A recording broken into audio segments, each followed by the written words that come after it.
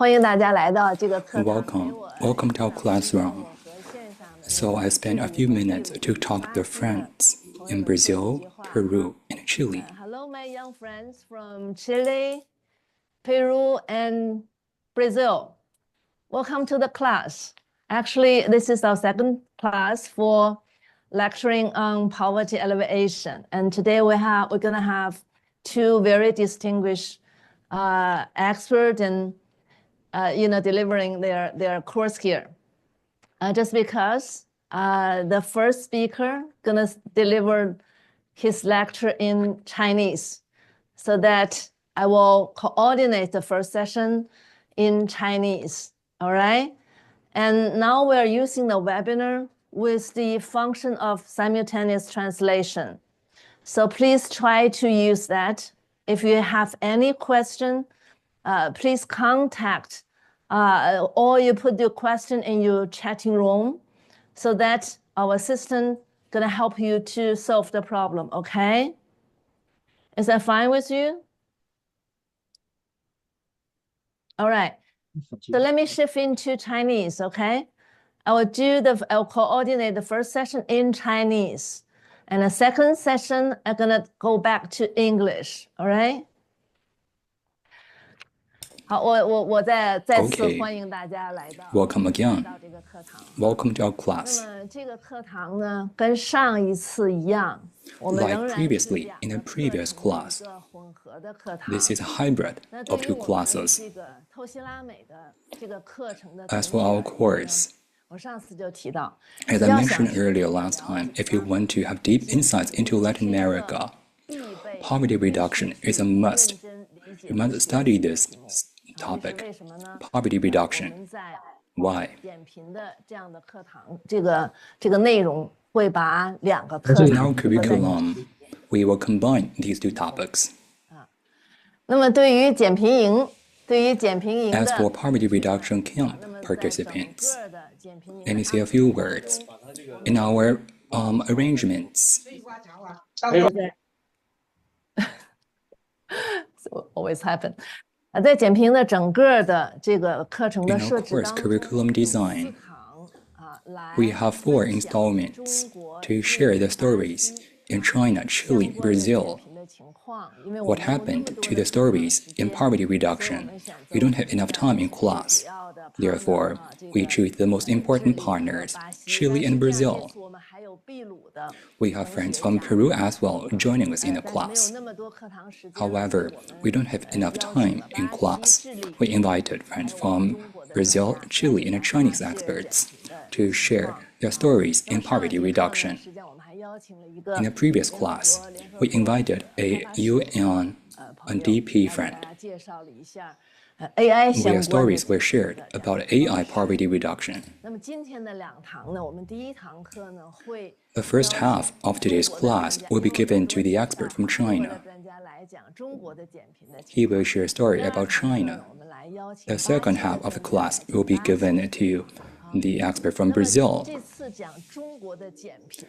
As for the stories in China on poverty reduction, our guest is very special. He is not a scholar within universities or research institute. He is a government official at the local level in China. Here is his basic story. Last year, when we first held an event at 2024, the Chile and Brazil won. In January, they were invited to China. They were here to pay visits to China's Guizhou province, Rongjiang County. Why there? In that county, success was there, paradigm was there, and poverty reduction. Brazilian and Chilean students were very inspired during the visit. They could think a lot about China's stories, whether Chinese best practice can be transferred or replicated to their own countries in poverty reduction. I was there as well. I heard the story of the village football super league, very inspiring. I was thinking, whether it is possible to invite them to share their story in our class to the students. Today is the time. Today is the time. I'm very honored to invite Mr. Chen Xuemin, member of the Standing Committee of the County Party Committee and the Deputy County Head of Rongjiang, Guizhou Province. He will share the story in Rongjiang County and the Football Super League in the village. Thank you so much, Mr. Chen. I'm going to hand over the floor to you. Thank you. Now the floor is yours. 好的，陈主任，尊敬的陈主任。 Thank you, Professor Chen. Dear faculty members, students, good morning and good evening. I think you can hear me properly. 好的，大家好，我是这个中共榕江县县委常 I 委。 am a member of the Standing Committee of the County Party Committee of Rongjiang. I am also a temporary post holder at the local level. I'm dispatched from the Central Government Railway Bureau for the rejuvenation of rural China. Thank you so much for giving me this opportunity. I'd like to thank Stanford University and also the Camp for the Poverty Reduction of Latin America and China. I'd like to share the story about response to the global challenges. 向大家介绍 Let me share the story of China in rejuvenating rural China and poverty reductions. 经验。 I'd like to share my humble thoughts. 先向大家简单介绍 Now I'm going to share with you our information about the county. 位于贵州省 It's located in southeast of the Guizhou Province, the watershed between Pearl River and the Yangtze River. It is the intersection of the three neighboring provinces, Hunan, Guizhou, and Guangxi. The county covers 3,316 square kilometers, 辖20 with 20 townships, 250 villages. 国土面积比较大， The area is very large in China. 是比较大的，但是大部分以 However, 山区为主。 It is very mountainous. Population is 385,000 residents. 苗洞水瑶 Miaodong, Shui are ethnic minorities inhabiting here. 少数民族多民族 The county is inhabited by different ethnic minorities. 是有28个少数民族。 28 ethnic minorities in the county. Miaodong, Shui, Yao, these four ethnic minorities account for 83%. 曾经是我们 It used to be a major county targeted by poverty alleviation and one of the last 9 counties to shake off poverty in 2020. 整县 The entire county was lifted out of poverty, 党中央 shaking off the 1,000-year-old absolute poverty with the instruction from President Xi and also the government. We made it in 2020. 来的绝对贫困标 It was a great success. Now, it is a major county targeted by rural rejuvenation in 我 China 们国家在党中央强有力的指导 with the leadership of the central government. 用了10年的时间 With 10 years of efforts, 贫攻坚战， we shook off poverty in the county. 进入了乡村振兴 Now, we've entered the period of rural revitalization by the end of this year. 新衔接期一过以后，就要 After the transition period is over, we will go into the full rejuvenation period of the rural China. 我们2024年 In 全县 2024, 生产总 the 值 output value is 104.96 about 10 billion and above. 是成为我们全州第3个 GDP It's the third one in the county to reach this level. 第1、第2、第3 The primary, secondary, tertiary industries of the county is here.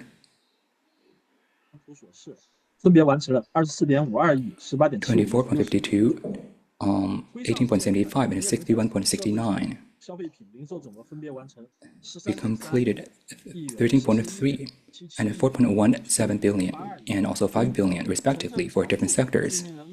The population 支配的收入 per capita income reached very high. 8元，农村常住居民人均可支配收入 We also have per capita income reaching about 10,000 for rural residents. 我们就是因为在党和政府的坚强 With the 领导下 leadership of the government, 的脱贫 with the 攻 10 坚战 years of efforts, 我们作为这个中央定点帮扶干部 now we are targeted by central government for assistance. 帮扶龙江 I'm 县 from the railway administration of China. 黔东南 The county is located in southeast area of the province. With the Dong and Miao ethnic minorities, there are 16 counties, 是重点 and 14 are 作为 the poor regions. 帮扶部委之一呢，我们是国家铁 As 路局 one of 对 the administrations, 我是第 we are 5个 providing 管 assistance here. I'm the fifth one to hold the temporary post. During the 10 years, the central government has spent efforts, for example, in construction of the infrastructure. We have invested a lot of resources, human resources, and financial resources. For these areas, we are trying to improve the infrastructure. And that way, we are able to improve the livelihood of the residents, like the creature comforts.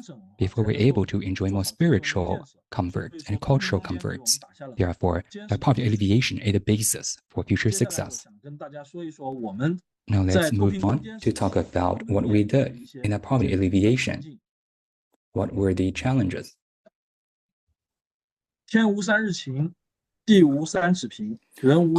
weathers are very changeable. For our province, this is the feature of many counties and villages. Our province is very mountainous. Therefore, the weather is very fickle and changeable. It is always very rainy. Therefore, it's very hard to find sunny days. And the region is very mountainous. There are many forests. In our county, out of the province, there are 5 flat areas that have very large areas of flat land. It's very rare. There are only 5 regions in the province with flat land. Over 10,000 Chinese move. Therefore, our fields are on the mountains. Therefore, there are a lot of such mountainous fields. However, people are very poor. Before poverty alleviation, transportation was very poor. Therefore, communication was also infrequent.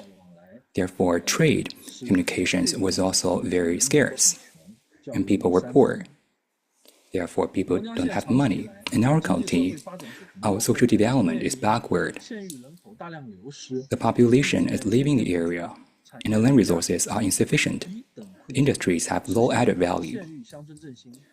Therefore, there are difficulties for rejuvenation.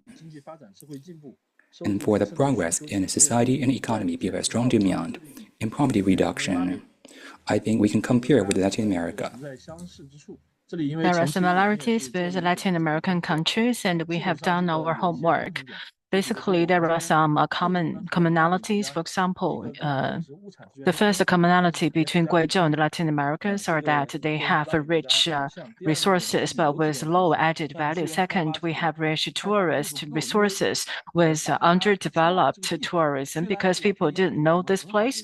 Although we are endowed with natural landscape resources, but because of the lack of visibility, so the development for tourism products haven't been very sufficient.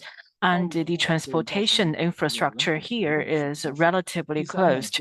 And also there is this very low mobility of people here, and there is a serious brain drain, which means that we have a lot of talents in Guizhou who are moving to more economically developed provinces such as Guangdong province and cities like Beijing and Shanghai.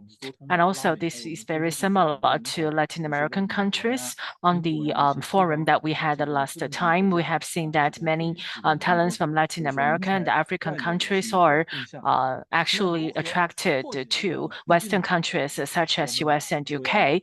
So how we can overcome such challenge? Therefore, we need to figure out the solutions.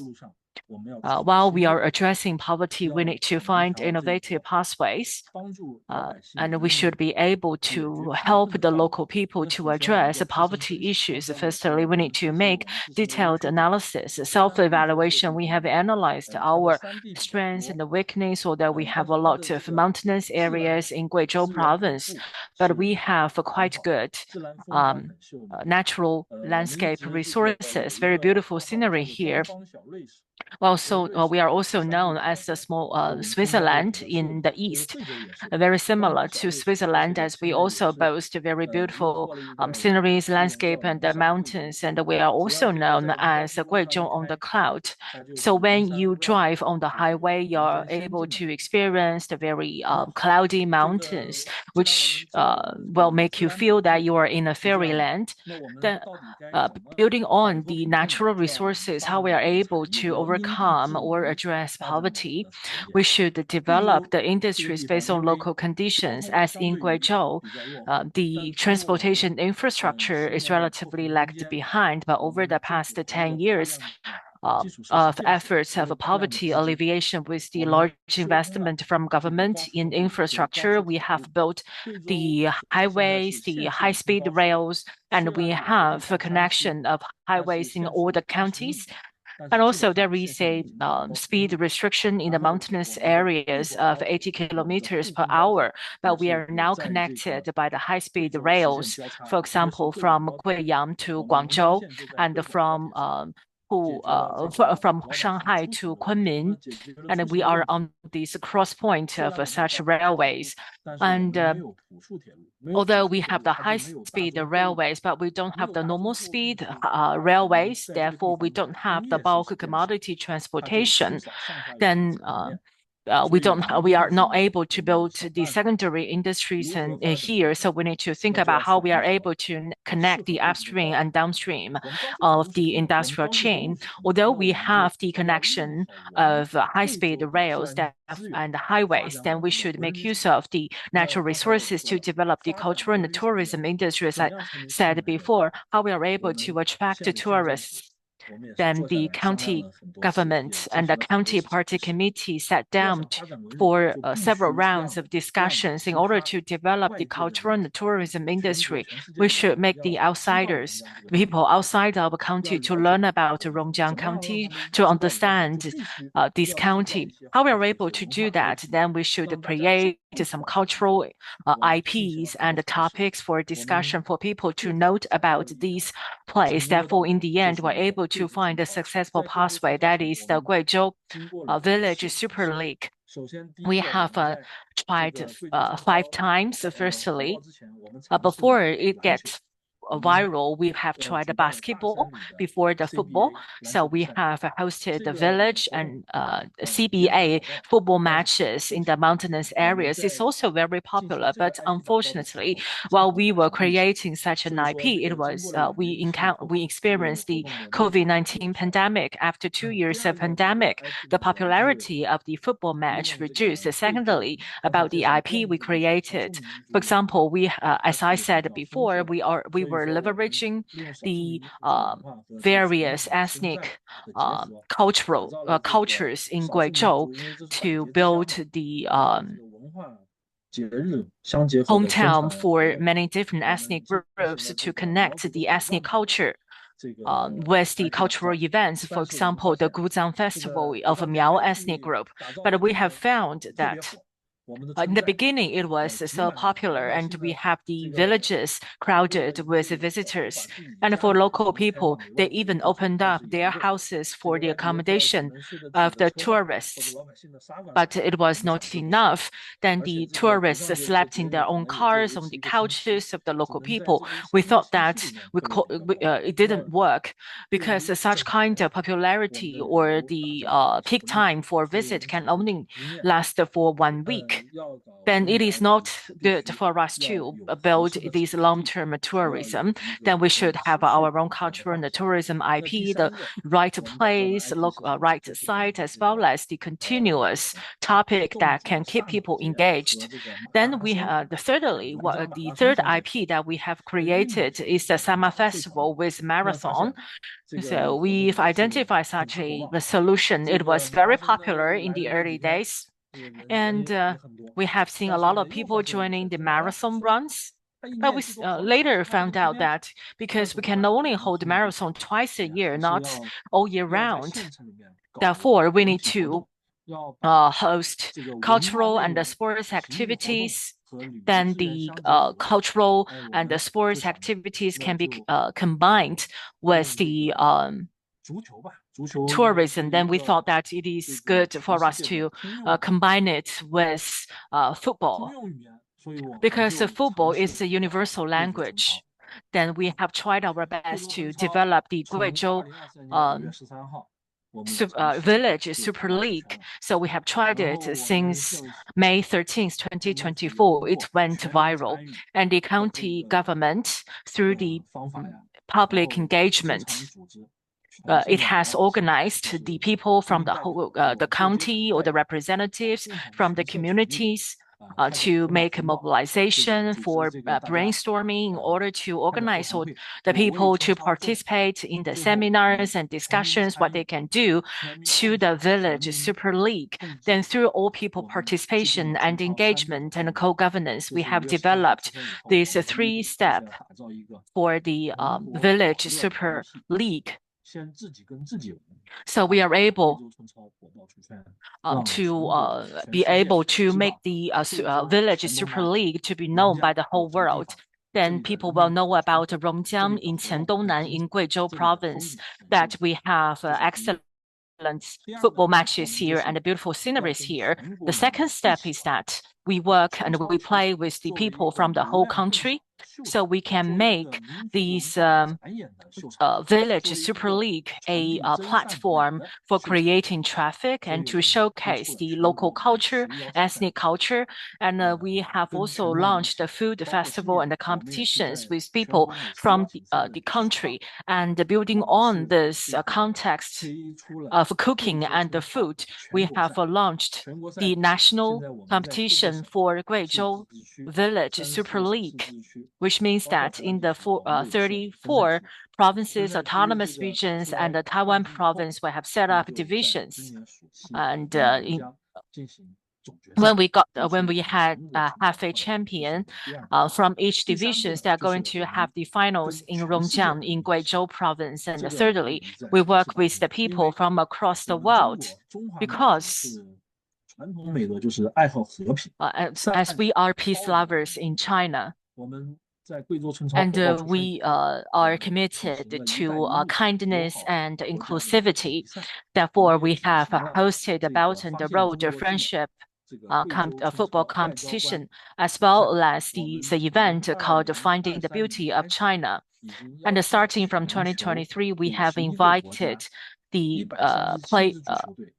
137 football teams from across the world to play in the village super league, for them to experience the excellent culture from China. So that's the third step, to play with the whole world in the football matches. So this is a grand objective, but it's a low-hanging fruit. In 2028, we're going to hold the World Cup for Village Super League, because football is something that is loved by Chinese people. And you know that the men's football match is something that is not, is also a pain for the Chinese people. And we hope that they can play better in the world.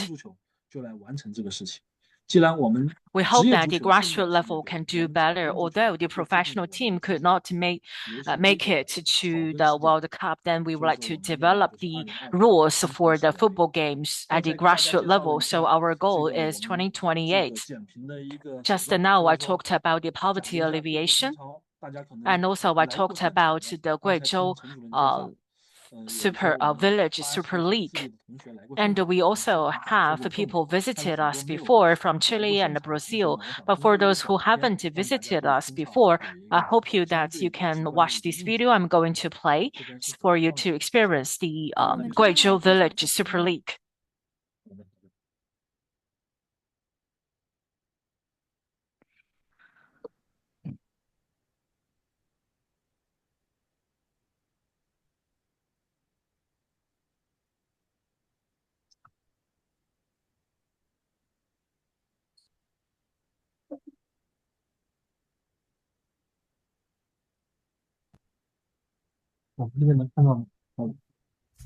贵州村超，中国式现代化实践的生动诠释。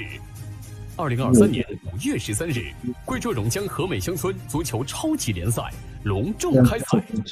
火热的现场氛围、精彩的民俗表演、地道的特色美食和接地气的办赛风格，火爆出圈，被网友形象地称为“村超”。火爆的村超获得了国家主流媒体上千次报道。7月2日，央视1天之内连续6次报道村超，称赞村超的火爆出圈，拉动县域经济增长，丰富了人们的精神生活，是中国式现代化实践的生动诠释。赢得了各界名流点赞祝贺，谭乔生、范志毅、陈百祥、营里村长水木年华、黄建祥、贺伟、王志刚、龙建刚等相继来到榕江为村超助力。世界足坛巨星伊涅斯塔和欧洲金球奖得主欧文以视频方式祝贺贵州村超赛事越办越好。中国外交部部长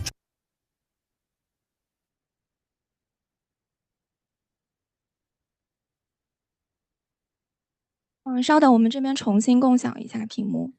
Wait a minute, we're going to reshare the screen.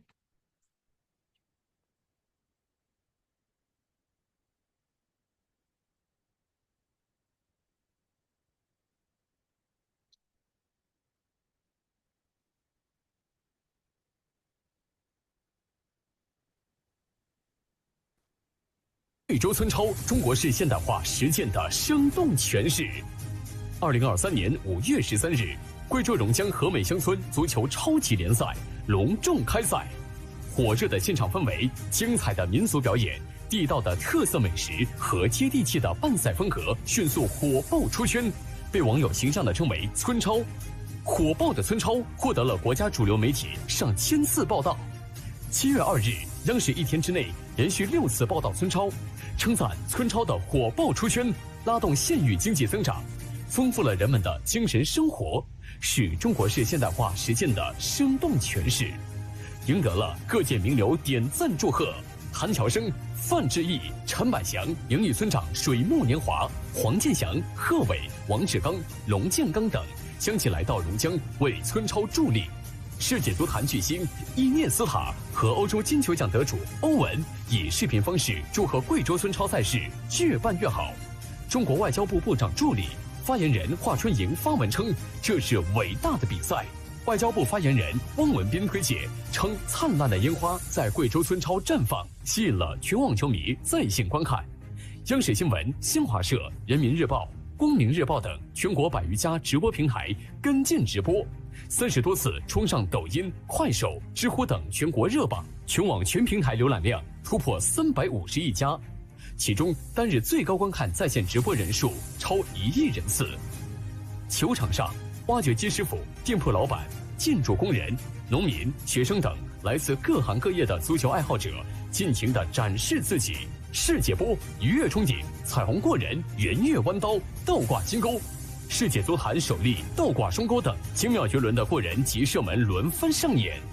球场下，男女老少数万名观众的呐喊声和助威声，让球场内外变成了欢乐的海洋。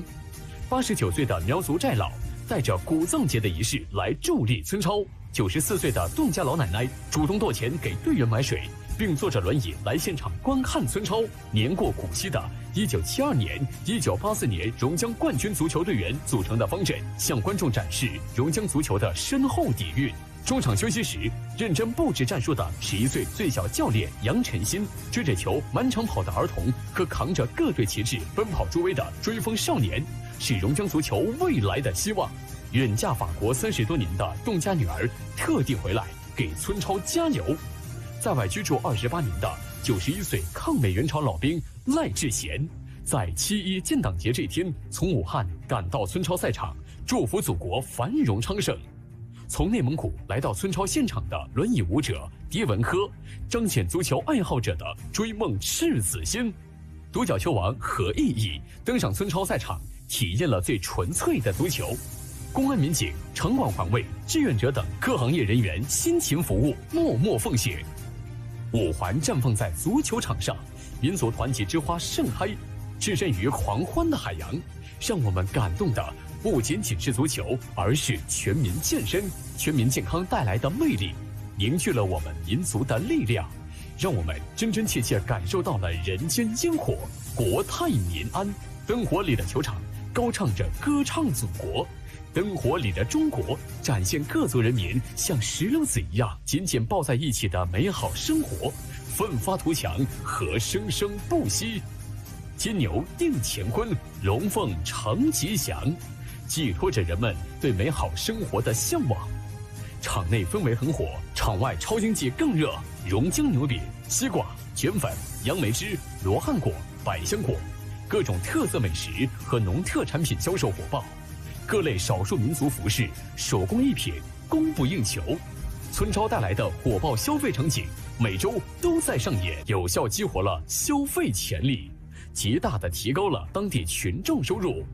村超期间共吸引游客338.42万人次，同比增长131.75%，实现旅游综合收入38.34亿元，同比增长164.05%，做到4个坚持，突出人民主体、人民主创、人民主推、人民主接，尊重人民群众的首创精神，更好展现了多彩贵州良好形象，是贵州物质和精神2个层面1000年之变发展成果与人民群众共享的具体呈现。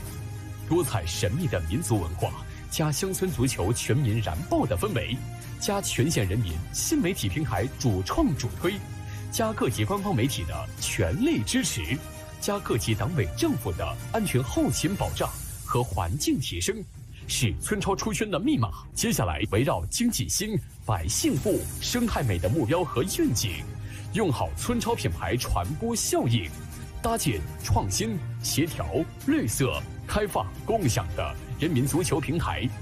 通过发展靠群众，群众靠发动，发动靠活动，活动靠带动，全面推动以赛促文、以赛促产、以赛促旅、以赛促销，在乡村体育的乐子中找到乡村振兴的路子，撬动农文体旅商融合发展，以新气象、新作为推动高质量发展，取得新成效，奋力谱写中国式现代化贵州实践新篇章，为强国建设、民族复兴贡献更大力量。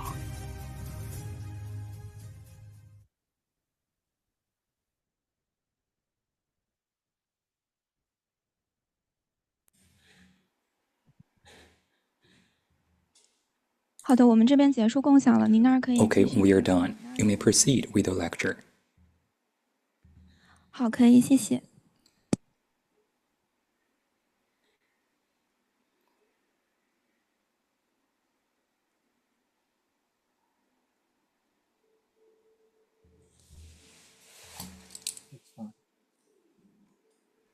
能听见吗？现在？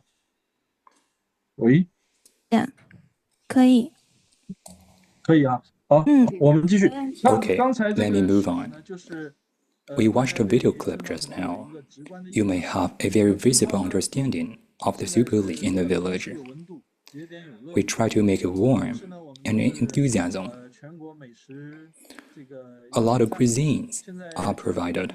Now around China, 1,700 teams have entered for us. Throughout the year, after arrangement, we will need 13 years before we can arrange all the matches that they have applied for. Now, in the ordinary time, we invite teams to be here also for the cuisine. At weekends or at important holidays like May Day, National Days, we create buzz. We have shows and firework demonstrations and even football matches to attract spectators around China. Village Super League is how all people share the enthusiasm. This is also where we can communicate positive energy and the culture of happiness. If people feel gloomy or people encountered some problems in large cities, no worries. You can come here at weekend to watch our show. You may watch our matches at weekends. If you feel down or you're running out of battery, you may come here in our county. You can recharge yourself. Therefore, we say that this is a positive energy that we are communicating. Hereby, we just watch a video clip. So what is Super League of the Village? Now you may have some idea. As I noted, on the 13th of May 2023, Rongjiang Football Super League match kicked off in the new district stadium. It's a new attempt. This is the match that we held on that day. Why football? Football is the language of the whole world. You may take a look at the fireworks show.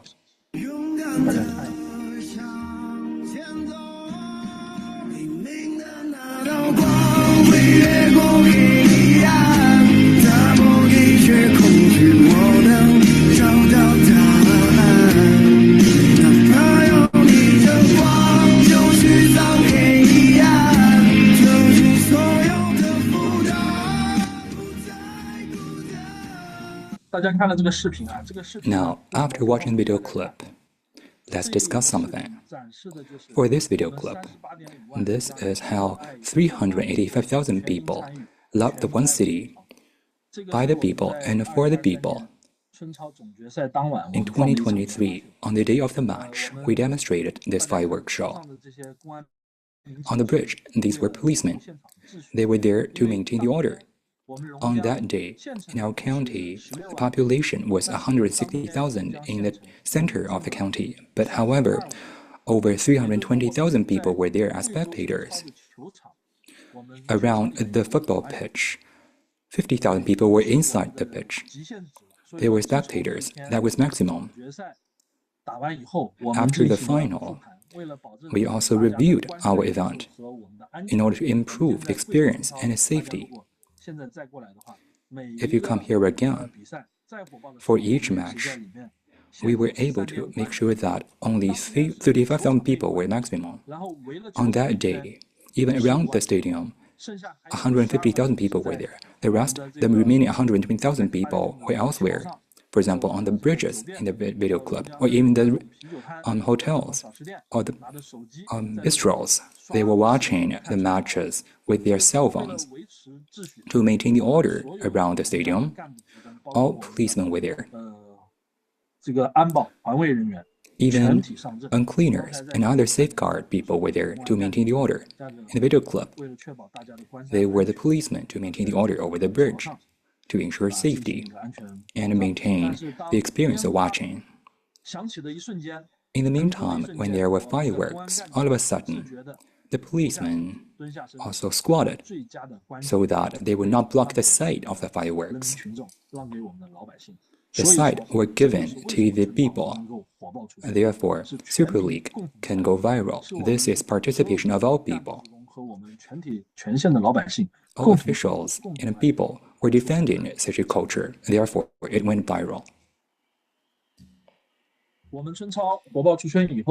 After going viral, we also attracted others. Around the community, around the world, people got more interested. They were here to praise and give credit. For example, also Cannavaro and Kaka, they were here for the match. We have friends from Brazil today, and you can notice him. After retiring, last year, he was here in our county and joined one match with the Super League. He was spokesman for the Oppo cell phone of China when he was here. The budget was 30 minutes. However, he was inspired by our atmosphere and he spent 86 minutes on the pitch and was reluctant to leave. After returning to Brazil, he said that he would come again for the county. He was inspired by our culture and atmosphere. We were considering, is our culture of football as enthusiastic as it is in Brazil? Is it for happiness? On the slideshow, you can see the live shot. The prizes were there. Prizes were not cash or others. Very practical. Cameras. They were not cameras, they were chicken. They are local cuisine from our county. 2 chicken. He ran one lap around the stadium. Very happy. And Cannavaro. After coming here, after the football match, he also provided instructions to these young footballers for training. Mr. Cannavaro, in Evergrande team, he used to be a coach. As for the participating team for the Super League from the 2023, the first installment, there were 20 teams. In the second year, 2024, 62. This year, 2025, there are 108 teams participating in the Super League matches. Mostly, they are players locally. Now county, we have 250 administrative villages. Over half have taken part in the Super League matches. Taking part in the match means, now, in that locality, their customs, culture will be reshaped. In the interim of poverty alleviation, we were talking about poverty alleviation to begin with intellectual heritage. When we were lifting off poverty, we have East-West assistance. People thought that people would bring money to poorer areas. However, that was not true. Spending money in poor areas was not sustainable. Giving money or donation was not enough. After that, they found that such was not sustainable. Money is not a panacea. With money alone, people may be addicted to money. After that, we changed our minds. What did we do? Cattle and a lamb and a chicken and a pigs were given to the people, and the government acquired the poultry. Then they get return from the government. After that, we discovered that it was not sustainable. After buying cattle and a lamb, on the second day, we discovered that these things cannot be accommodated, and they even escaped. After that, they saw that such animals were taken as food. They ate them on the second day. It is better to teach them how to fish than giving them the fish. We have to change their mindset in the first place. After the matches were held, mindset changed. With one more team of football, the village will have one more cheerleader team. All cheerleaders were from the local villages, 40-year-old middle-aged women. They were cheerleaders. The relatives of the players were summoned to serve as cheerleaders. Otherwise, they would be playing mahjong at home. Now, with the Super League matches, they were no longer gambling. They were cheerleaders together with their grandchildren. Then suddenly, they have found a lot of visitors from other cities. Therefore, they would like to showcase their local culture, local villages and houses. Therefore, they dressed their costumes to perform their local cultural performances and the intangible cultural heritage. And I think this is a very good inheritance of intangible cultural heritage, as well as it can help to change their living habits. When they see the world outside, they will have this internal momentum to be lifted out of poverty to pursue a better life. So this Village Super League is a momentum to drive people to change their mindset, to shake off poverty. So we say that the football court of a Village Super League is an important window or telescope for people to see the outside world. They're able to see what is happening in the world, in the country, as well as the cultural performances by other people, including foreigners. And also, it's a important magnifying glass for foreigners to learn about China. Rongjiang is the last county that is lifted out of poverty. So the foreign friends can also see how poverty is alleviated. And they are able to see the smile on people's face. That's the most real, authentic reflection of rural revitalization and poverty reduction. And BBC and CNN reported for 21 times of Guizhou Village Super League because it has showcased what was happening in China and the most sincere happiness from the bottom of the heart. How did the Village Super League come about? As I said before, we tried it several times. The CBA basketball match in villages and the mountains and the bullfighting events we have tried. This bullfighting plus Stone Ethnic Group New Year celebration event, as the bullfighting involved two bulls fighting with each other. Then the bull lost the game, would be killed by the local people and consumed by the local people. It also went viral on the internet. There were so many people, but it was reported and complained by the people who like animals. Then a lot of social media accounts were closed because of the complaint from the animal lovers. The third attempt is the Miao Ethnic Group Drum Festival, an intangible cultural heritage study tour. So, of course, we have tried basketball match and the village basketball.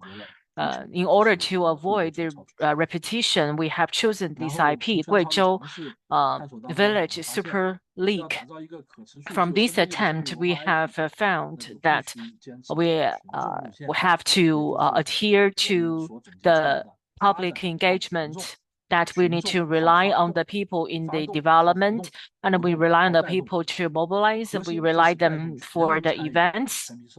And the core is that we're able to engage with the people, to benefit with the people, which means that in any event, we need to mobilize the public so that we are able to unify our mindset and thinking in order to smoothly implement such events. So how Guizhou Village Super League is getting so popular? Before creating this IP, we have made preparations. In 2021, President Xi visited Guizhou. He proposed that digital economy should be the new platform and innovation for Guizhou.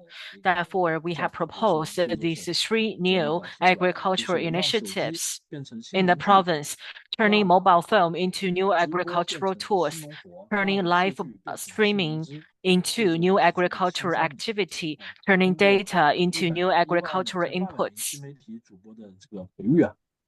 So with the help of the influencers on the internet, other people can be the influencers.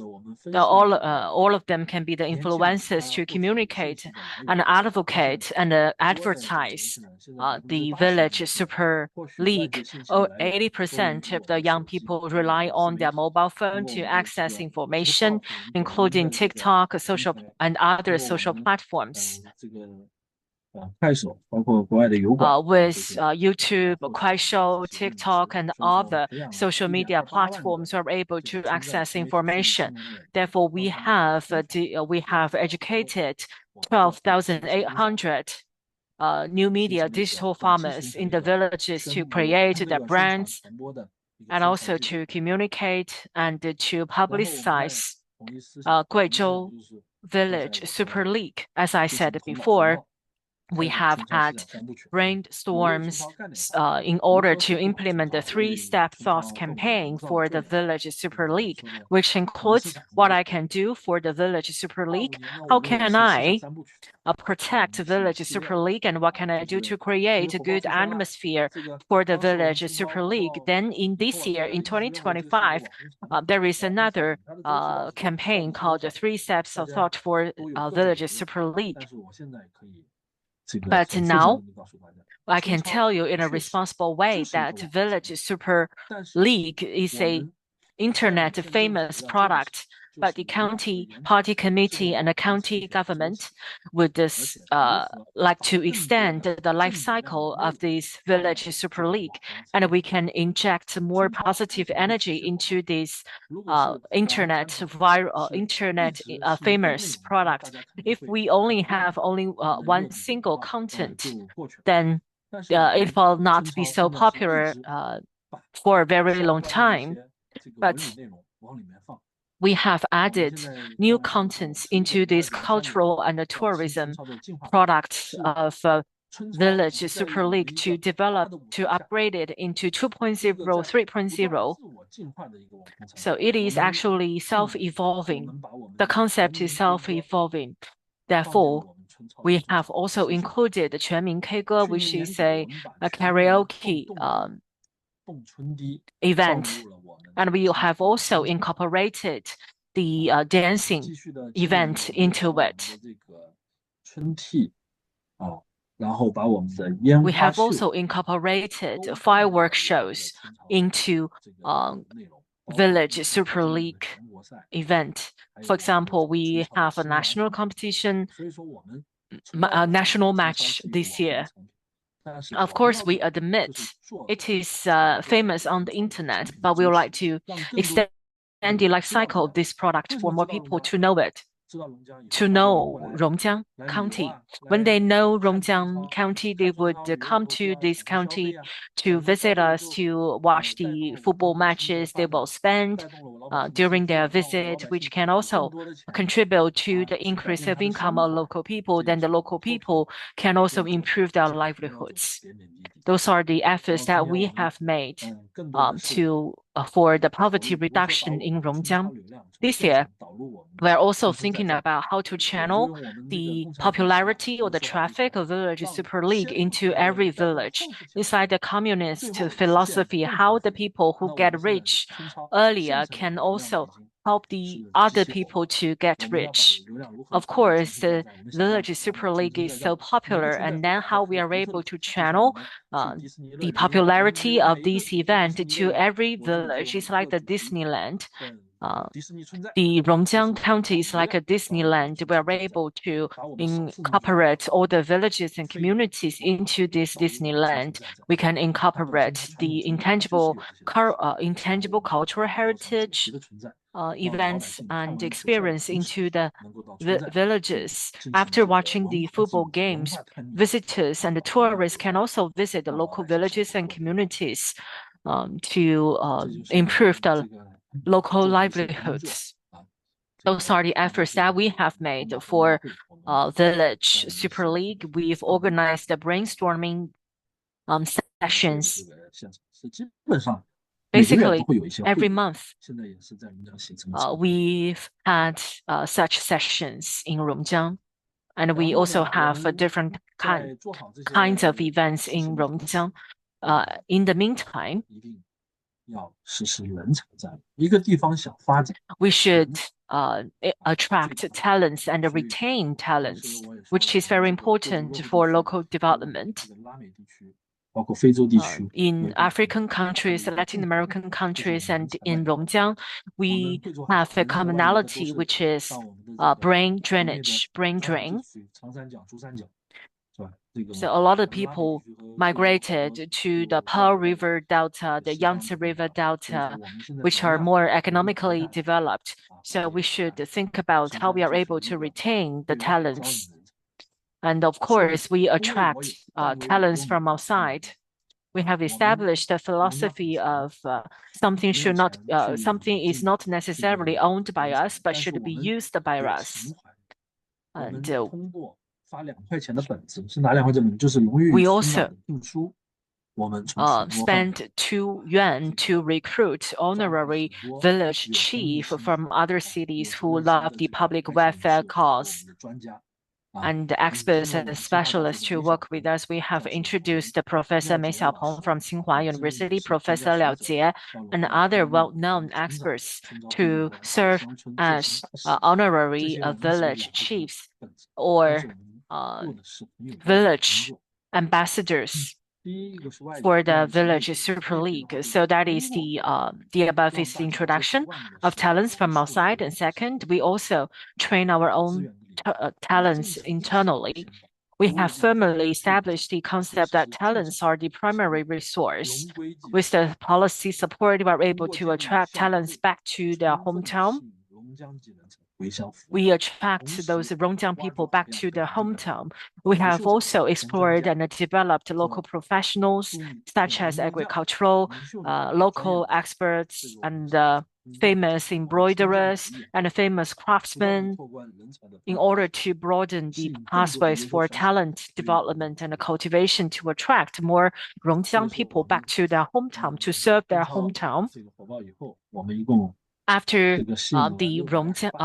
Rongjiang Village Super League went viral, we have attracted a large number of talents back to Rongjiang. And we have also recruited 19,000 to 2,000 Rongjiang talents to establish the alumni association in Rongjiang. Of course, we give them a certificate only worth of 2 yuan. And for those who make a significant contribution, we are able to give them such a plaque to commemorate and to honor their contribution to the development of Rongjiang.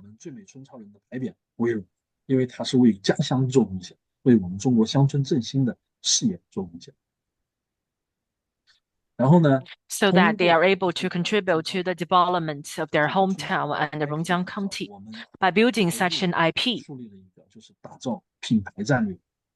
We are firmly committed to branding,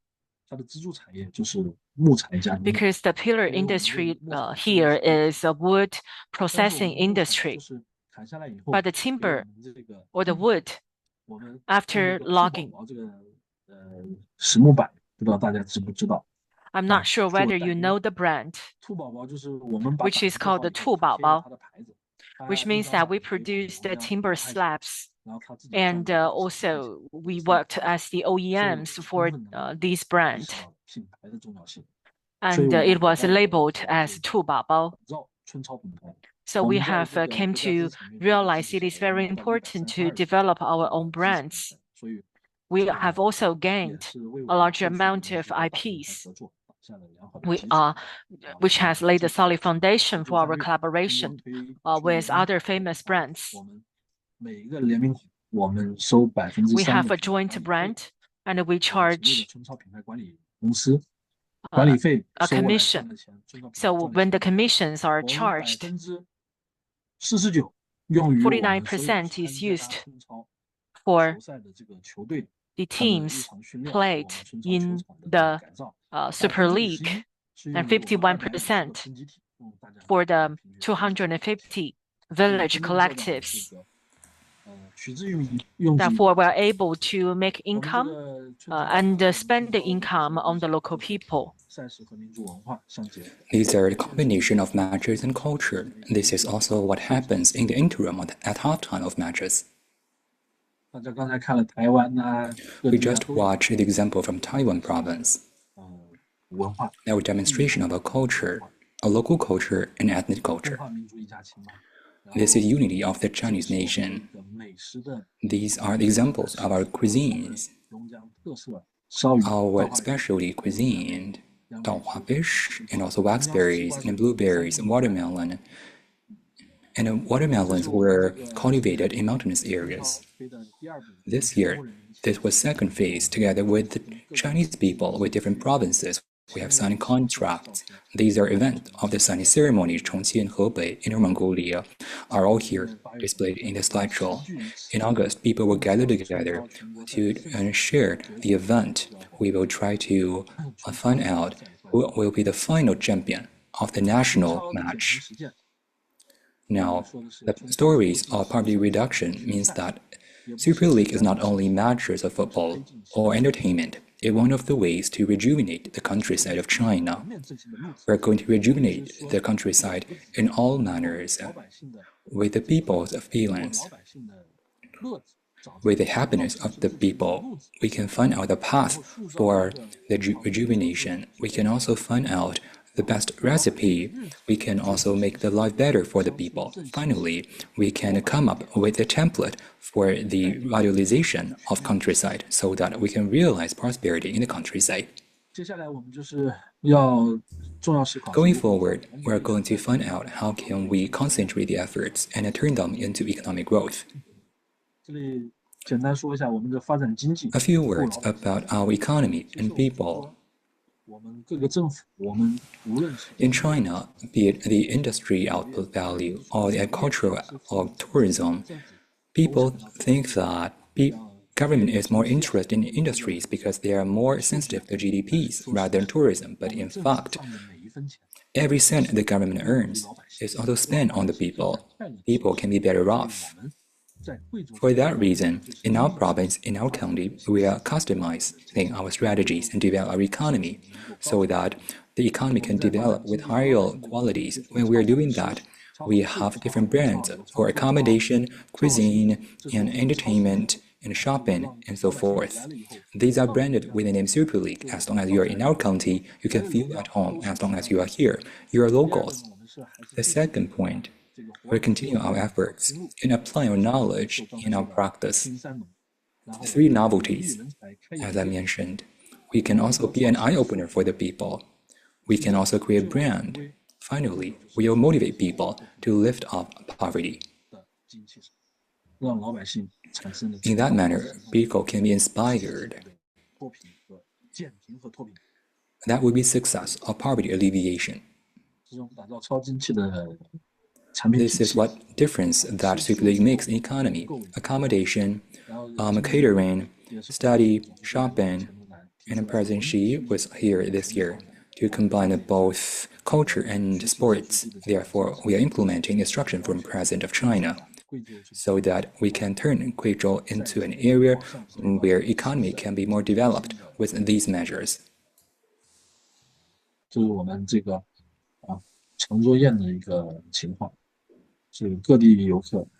Tourists from around China, they're very interested in our cuisine. On the 13th of May 2023, when our Super League match went viral, with 5,900 bats in hotels, now it has grown to 10,000 bats, specifically 10,845. One is applying for a 5-star hotel. Accommodation occupancy in 2023 was 83.2% and 87.5% in 2024. In May Day holiday, around our county occupancy rate is 95%. What does that mean? In China, occupancy rate 30% is a pretty break-even level. Over 50% means a level that the hotel is profitable. Around the year, in our county, it's over 85% above throughout the year. You can understand what that means. Now, transportation. Super League transportation. It improved a lot. Railway administration is providing assistance with our resources. With the railway station in county, there used to be 22, now there are 40 high-speed trains, departures. When matches are being held in evenings at 23 hours, we provide 1 departure so that the spectators can be transported from our county to Guiyang, provincial capital. This will be alleviation of the load for the hotels. At weekends, we also provide extra train departures so that they can enjoy the matches of Super League. This is Super League shopping. We have these celebrities, KOLs. Previously, when they see strangers, they feared, even they cry at strangers. Now, with the smartphones, they take photos and even videos, even when they take photos of foreign visitors. They are more courageous. They recommend their cuisines. They earn more. In 2024, sales was 41,000 tons agricultural products, and a sales revenue 626 million. and online sales revenue on 47 million, up by 112.42%, ranking number 1 in the prefecture. Now, entertainment under Super League. For each village, we have KOLs. When we were talking about the ancestor worshipping festival, we took photos and circulated the photos on the internet. It went viral on the internet, and now the senior citizens in the county become KOLs after we demonstrate the photos of their ancestor worshipping festivals. In the interest of time, I'm not going to share the details. The best strategy is that you come here for personal visits in our county and to serve as spectator to watch the match. If you're here in person, you can have more experience of the changes that is taking place. Village Super League can be summarized as such. In poverty alleviation and in village revitalization, by creating an IP of culture. For local people, they have reshaped their thinking. We have created their own driving force. In that manner, across the county, poverty alleviation is successful. That was what we did. With the pathway of village rejuvenation, we provide happiness to the people, to the residents, to the villages. We have created a brand. Finally, we make people better off. The government is capable. There are do's and don'ts. This is like an invisible hand. With the invisible hand, the government provide entertaining activities. The development will be sound. For the province, it's a blessing as well. The development will be of higher quality. This is what I could share. If you have further interests, we may discuss them. Thank you so much. Thank you, Mr. Chen. Thank you for your lecture. You have demonstrated the videos. You have shared the stories. The video was very enthusiastic and inspirational. Your lecture is very logical. I'd like to give the time to the students. There are many stories. By listening to the stories, I think that the students may have questions. So let's see, who would like to ask the first question? It's a very rare opportunity, please. Hi, Mr. Chen. 陈县长好，对，陈县长您能看得到我吗？ Professor Chen, can you see me? 那我直接看不到。Sorry, I cannot see you. 摄像头是不是没开？ It doesn't matter.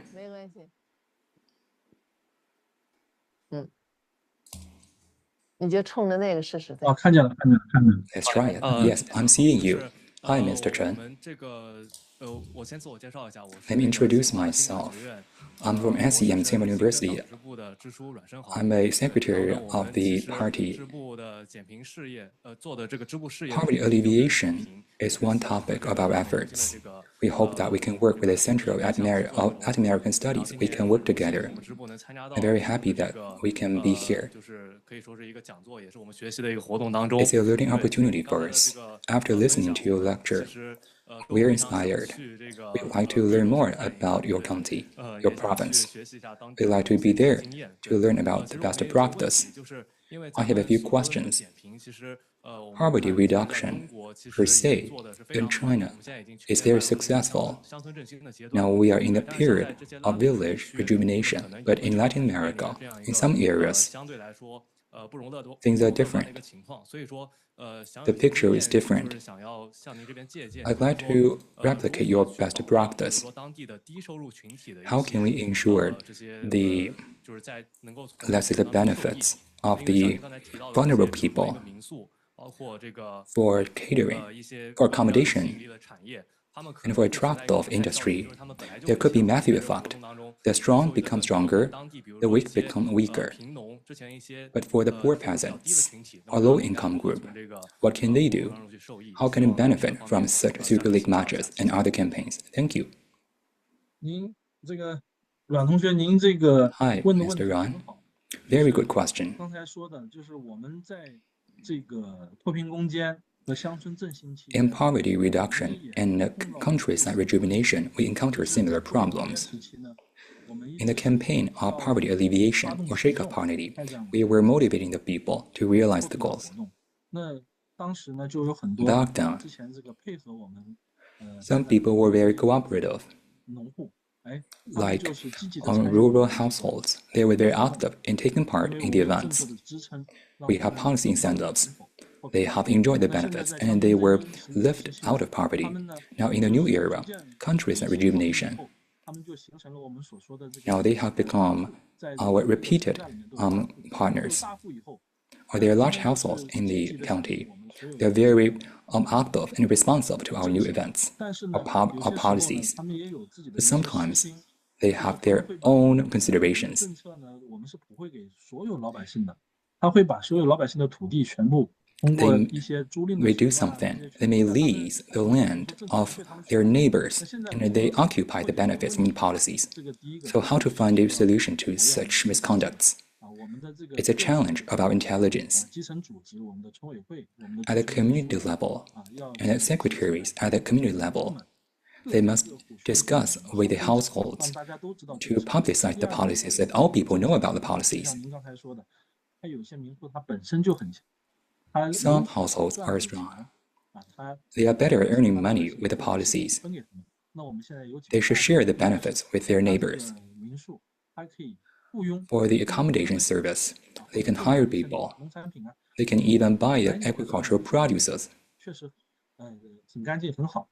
这个 If 大 you're 城市 satisfied with 花 accommodation, 钱，它的价格也很高。但是你来这边， then 你就是要享受 the price will be high for the city 这 dwellers. 些本地的土菜呀。那 But you can also provide cuisines. 就去这些其他的农户手里，哎，去帮他们 Then you have to buy the agricultural produces and cuisines from your neighbors. 这个一个 That's a source of revenue for your neighbors, 参与到， so that all people can be taken on board. 然后 In that way, benefits will not only be monopolized by those stronger ones in the rural areas. 同时呢，第三，我们做大 Number 3, 村集体， after becoming stronger, 村集体 we create universal 所 economy. 有，不管你是什么民宿或者是什 No 么， matter what accommodation service you provide, 整体的这个 as long as you're under the umbrella of a policy, 范围下，啊，你是要为村集体， you must contribute something to the countryside. 村集体它是有收益的，收益来以后， There are benefits for the countryside. Then the benefits can be shared among the neighbors according to the contribution. 进行进一步的推广和尝 Now 试。 we are promoting such strategy. 制度优势， This is also the advantage of communism. 一部分人先富起来，然后要 Some people may get richer first. Then they can motivate the rest of population to get well off. 好的，好的，谢谢陈县长。 Okay, 非常感 thank 谢 you. Thank you, Mr. Chen. Thank you so much. 那个谢谢您。我现在发现哈，您可能 Thank you so much. And I also found that maybe you could not see the whole classroom because when the student asked from his seat, you could not see him. Maybe you can only see the podium. So I walked to the podium as we have other questions. But I see that I cannot tell whether it's a student from Chile or from other countries. So we would like to ask them to ask questions. So friends online, if you have any question, you can turn on your camera and microphone directly to ask some questions. Actually, just now I have already seen someone say, I have a question, right? Yes, can you hear me? Okay. Yeah. Okay. We could see most of the village and cultural improvements began in events related to football, but related to local culture and the preference of the village, as bullfighting, as dancing and basketball. But what most drew my attention was how much of the events were shared in a communal spirit and in a very close collaboration, calling every people to the action between themselves and the other villages.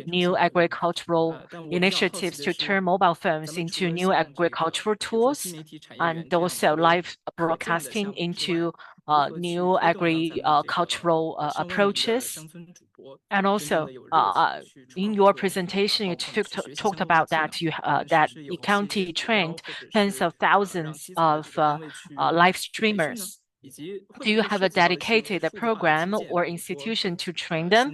Does it involve digital infrastructure like new signal towers? Or are there any support or assistance from other departments or organizations? Or have you worked with platforms such as TikTok and Kuaishou to give you more traffic on the social media platform? Firstly, we don't evaluate KPI. We make Village Super League a very happy event. Like you said before, we don't want to make people stressful.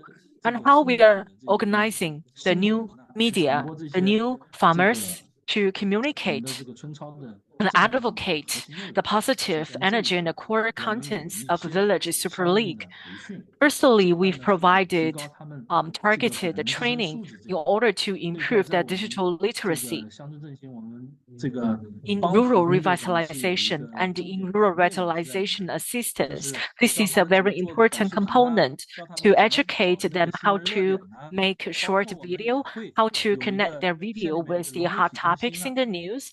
And in the counter, we also have an integrated media center. It will collect the short videos developed by these local influencers. They would transmit such videos to us, and we are going to choose the high quality ones to be distributed to the new media farmers. Of course, we provide them with guidance and they will grow. They will be able to produce more contents from their own angles or perspectives. And they are also very interesting with a lot of positive energy. So I think this involves education and training. In terms of investment from government, it's not like that. We have developed all the infrastructure for them, but the infrastructure is invested in the proper way according to the local needs. And for the football court, when there are so many so many audience with so many people, we need to provide the mobile communication signals for their mobile phones. So of course, we provide basic guarantee and assurance for such infrastructure. We also invest certain in facilities and infrastructure. Thirdly, in terms of social media traffic, like what you mentioned, the strategy of traffic, we are committed to the real and happy traffic. We don't need to communicate with the platforms to ask them to give us more traffic or to market our content. We would like to push the most authentic contents to the audience on the platform. When the contents you are communicating is real and with certain values, then a lot of netizens will watch your videos, which means that we use our sincerity to touch and to move the audience and the social media platforms. Though we don't want to go viral because of we would like to be famous.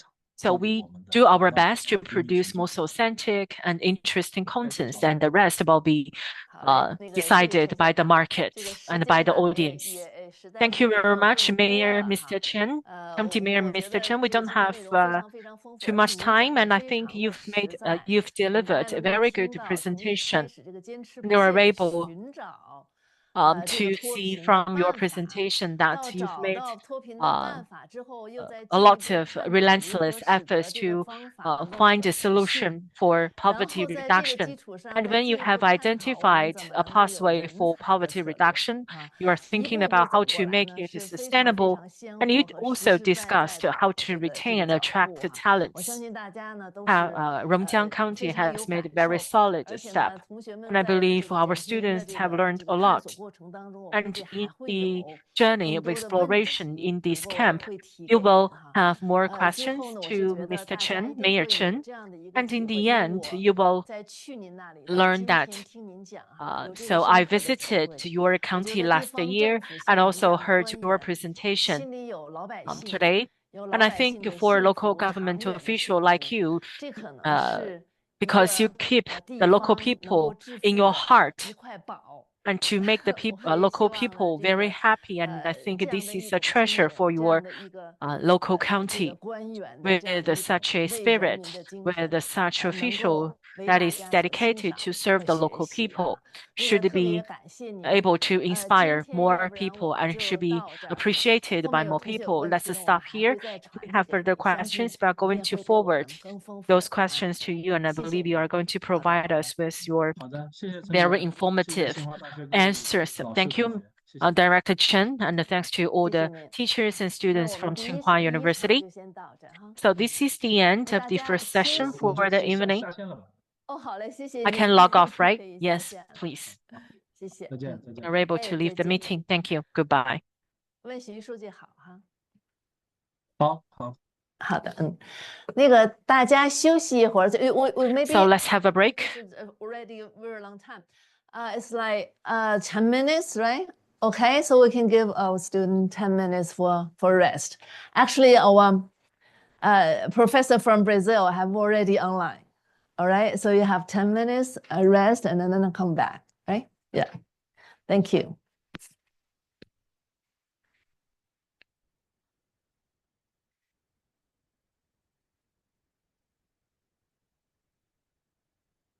好了 ，Actually, I've already seen you. 哦，我是那个23C，EMBA 的23C 的陈涛。啊，您好，我那个第一次。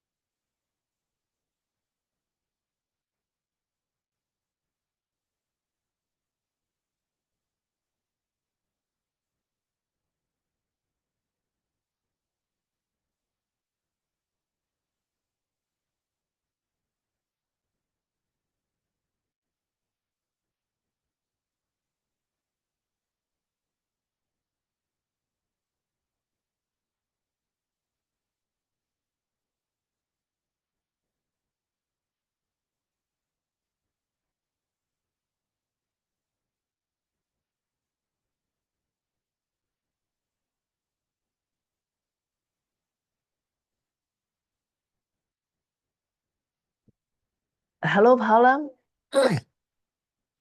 I'm here. Okay, can you hear me? Paula? Yeah, you know what? I can only see you half of the face. You muted. You didn't open your microphone. Yeah. No worry. No, it's still mute. Can you open it? Yes, sorry. Okay, Now I you can do it. Yeah. have to wait. But then I don't see you. Don't, Okay. I know. I have it yeah. here. Okay. Don't worry. Okay. Don't worry. You know, sometimes it's difficult if everyone only get into the Zoom, it will be easy to see each other. Now I have a big classroom. You know, just now the speaker can only see me. The camera is just towards me. He cannot see my class, the student in the class. I guess you are in the same situation, right? You can only see me here, but you cannot see my classroom, right? The same. It's the same. But I'm just thinking, maybe you would feel you would talk to nobody. Is that right? Oh, I know these people. My goodness. Yeah, maybe next time we're gonna think about how to do this. Yeah. Because actually we have done this many times. I didn't realize, speaker like you can only see someone who is in front of the blackboard, but cannot see the student in the classroom, right? Oh, that's a Camera. The other I know. camera shows the class. I saw your class. You can see the class? Yes. There's another camera that shows your class. There's another class? Switch to that. It's like right here. You can Ah, I understand. the Yeah. left side and the right side. Ah, I see. So maybe after I open it, and then I could go back to my seat, and then my PhD student, they can change the camera so that you can see the classroom. Is that right? Yeah. Yes. Okay. I Then see. we have, well, I can show you, I think. Uh-huh. Okay, here's our class. Yeah. All right. Okay. Hello, everyone. Hello. Okay. It's a beautiful place, right? Beautiful place. I Yeah, haven't it's been. Uh-huh. no, it's our main classroom here in the building. All right. Yeah. Okay. Okay. Yeah. Oh, that's wonderful. Last time when I visit you, I haven't been to this classroom. Is that right? You have. I have. Oh, you just rearrange the table, right? It's this, The the same same one? table. Shape. Okay. 我们的时间到了吗？Wait. 没了吗？Just one moment. 我们的老师到了，要不然咱们就开始。Okay. Otherwise, it's a little bit too late. Yeah.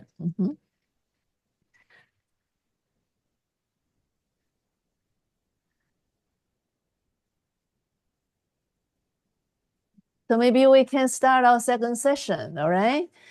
And Start by sharing our just to test. Okay. Wait. So everyone online? My friends from Chile, Peru, and Brazil, maybe we can start our second session. Okay.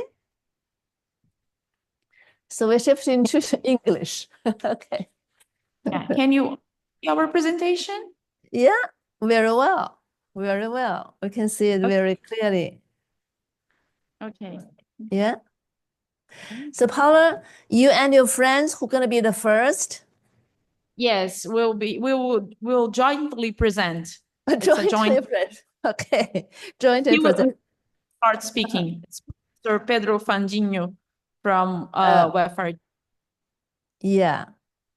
Just a So second, maybe please. Paula, can we do this? Let me introduce you, and you're gonna help us to introduce your friends, Dr.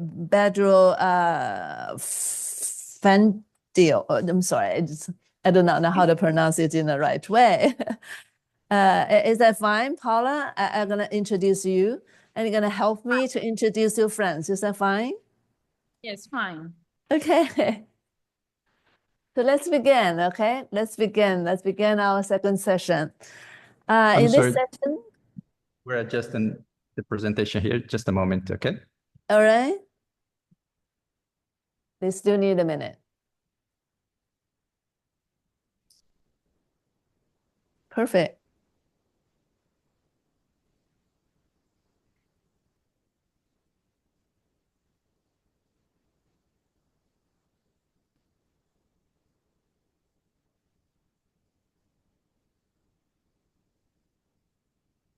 So you still need some time, Pedro? Just one moment, please. Because right. Mm-hmm.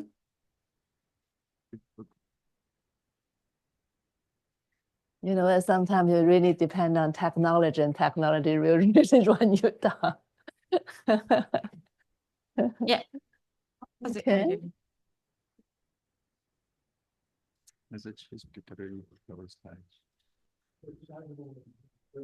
Aí tá com o controle errado.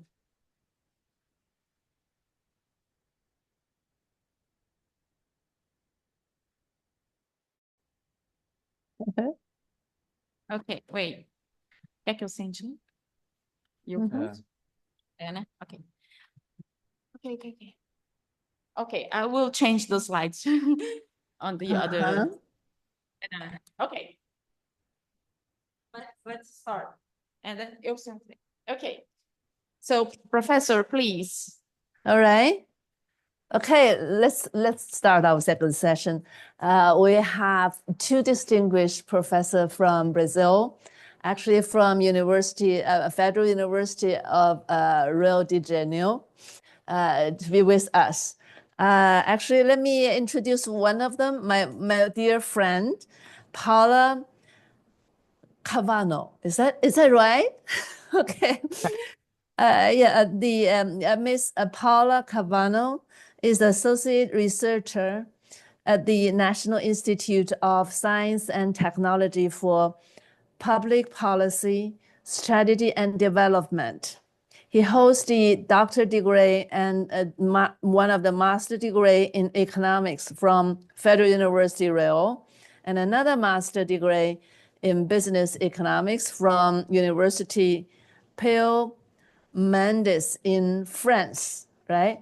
Actually, Paula is one of the three key persons in Brazil who is helping us, not helping us, we are together, who is organizing the challenge program in Brazil. He actually did a wonderful job last year, and she also joined us to visit the Cunchao, the super elite, the village. Okay, and this year he's organizing the challenge right now. I'm very happy to have you here, Paula, and also I welcome you and bring you best friends here. Would you please help us to introduce your friends, Dr. Pedro Fandinho?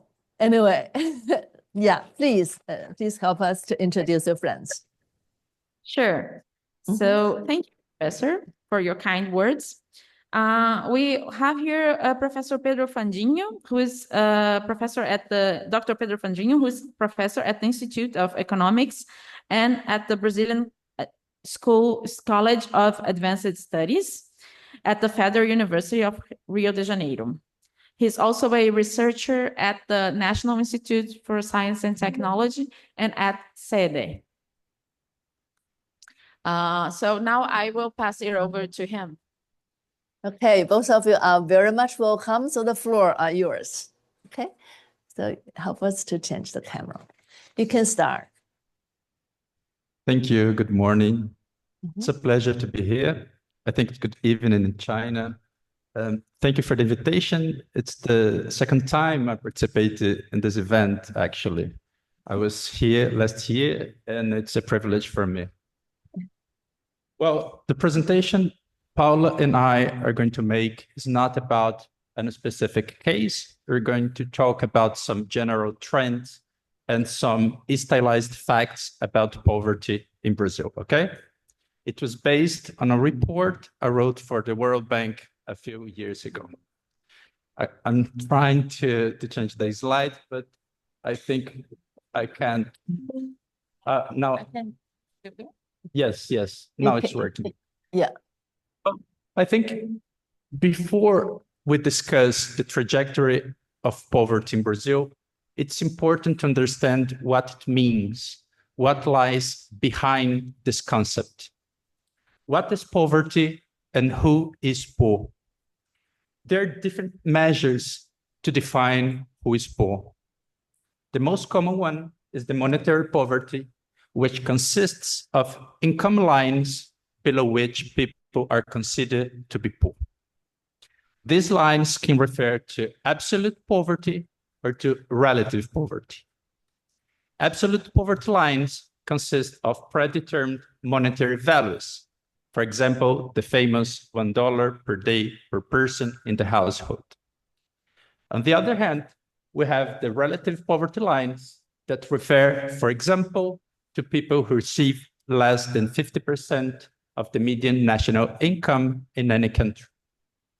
Relative lines are used mainly in developed countries, in rich countries. In these countries, it doesn't make much sense to use absolute poverty lines since much of the population is well above the absolute poverty line. Besides that, the monetary poverty and the absolute and relative poverty lines, we have other very important measures to understand poverty. For example, multidimensional poverty, which considers other deprivations besides income, for example, access to health, to education, to basic sanitation, and to drinking water. In this presentation here, we'll discuss absolute monetary poverty lines, most commonly used in developing countries such as Brazil and China. They're widely used by international organizations, and they are the reference for the United Nations Sustainable Development Goals, okay? So, how has poverty been measured and understood in Brazil? In Brazil, the first series of poverty lines was created in the 70s.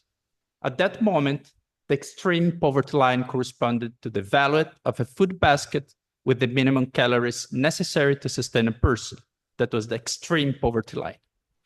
The poverty line corresponded to twice that value. So at that first moment, we understood the poverty lines as a value that was necessary to buy some essential food items, okay? Also during that period, during the 70s, fractions of the minimum wage began to be used to construct poverty lines as well. For example, 1/4 of the minimum wage. The families or people who get less than 1/4 of the minimum wage per month would be considered to be poor, okay? These fractions of the minimum wage are still used today as criteria for receiving some social benefits. For example, the BPC. We're going to talk a bit about that later. However, Brazil currently uses the poverty lines designed by the World Bank. These lines allow good comparability between countries and between periods. It started in the 90s when it corresponded to $1 per day per person in the households, always considering purchasing power parity.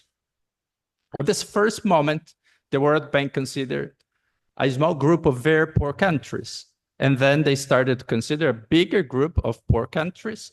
And that's why this line was adjusted many times in the following decades to 1.25, 1.90, and then to $2.15. More recently, in 2016, the World Bank decided that middle-income countries, such as Brazil, which is actually an upper middle-income country, should use higher poverty line than those used in poorer countries.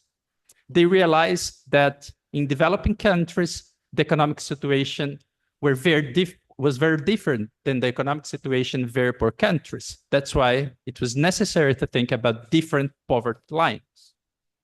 Currently, we use in Brazil $6.85 as the poverty line and $2.15 as the extreme poverty line.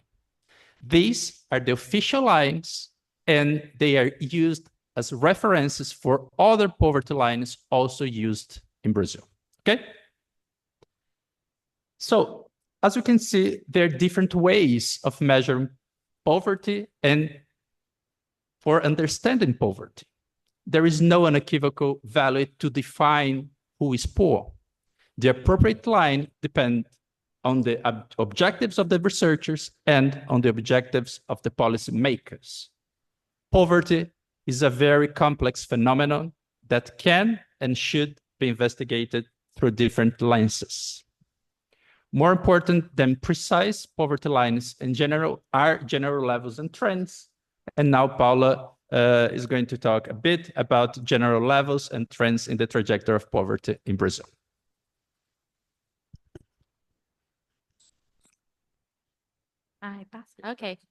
Okay. So let's start presenting you a brief history of Brazilian poverty rates. So before the 20th century, we have no consistent data on poverty rates. However, the literature suggests that the levels were extreme. Brazilian had an agrarian economy based on slavery, which lasts for more than 300 years. And slavery was only abolished in 1888. So we were the last country in the West to do so. And freed enslaved people were completely abandoned after the abolition by the Brazilian state. So we still have the consequences of this period are very evident in our society nowadays. So moving on to the first half of the 20th century, we had a huge mass of rural workers who did not have any kind of social or labor rights. They had like a very minimum monetary wage or even no monetary wage sometimes. And we had no kind of land reform. The Brazilian welfare state was very late and selective, and only certain categories of former urban workers had social protection. From the mid-20th century onwards, a relatively continuous process of poverty reduction began. This process was determined by different factors at different speeds between 1960s and 2010. And this is going to be shown in the next slides.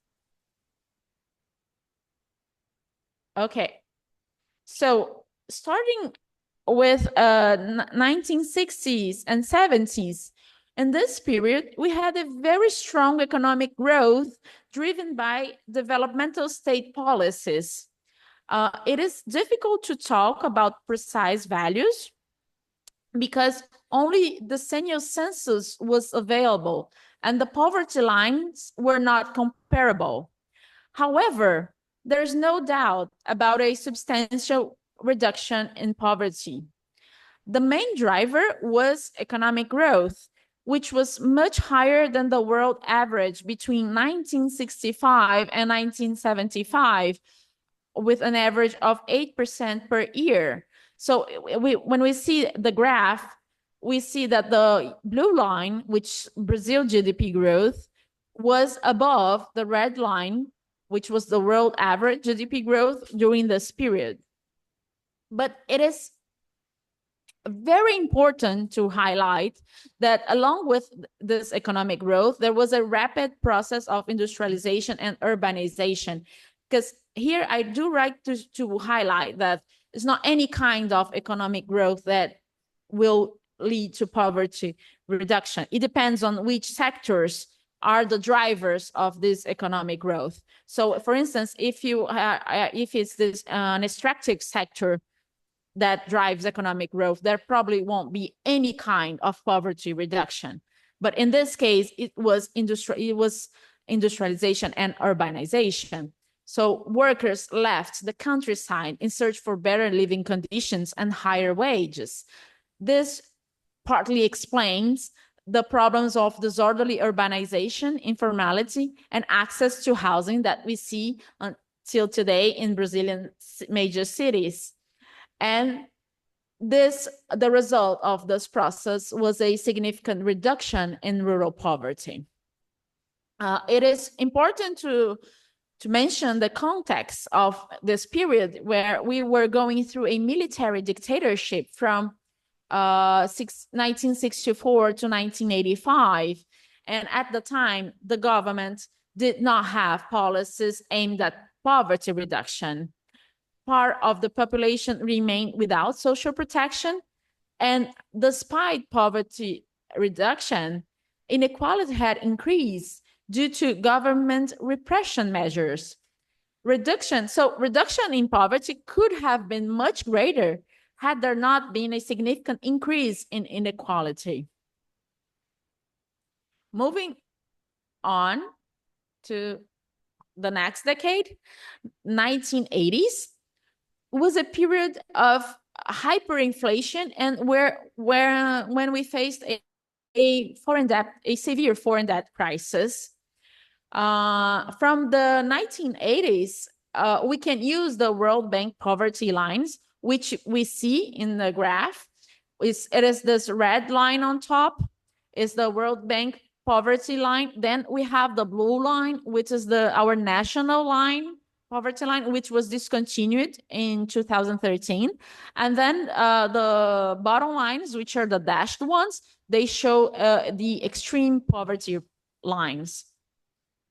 So looking at the yellow part of the graph, which corresponds to the 1980s decade, the trajectory is imprecise due to fluctuations during the hyperinflation period. Reduction in poverty had stopped, and there must have been some increase or even stability.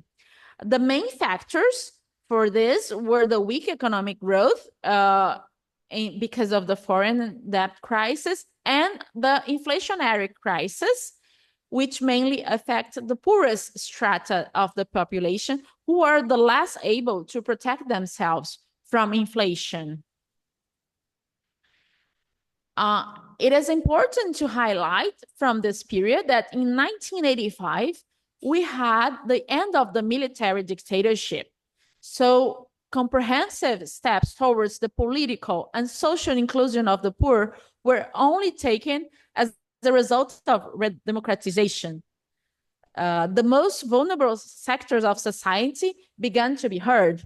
And very important as well was the approval of our new constitution in 1988, which established a welfare state focused on the distribution and issue, and although still mainly as a promise of rights.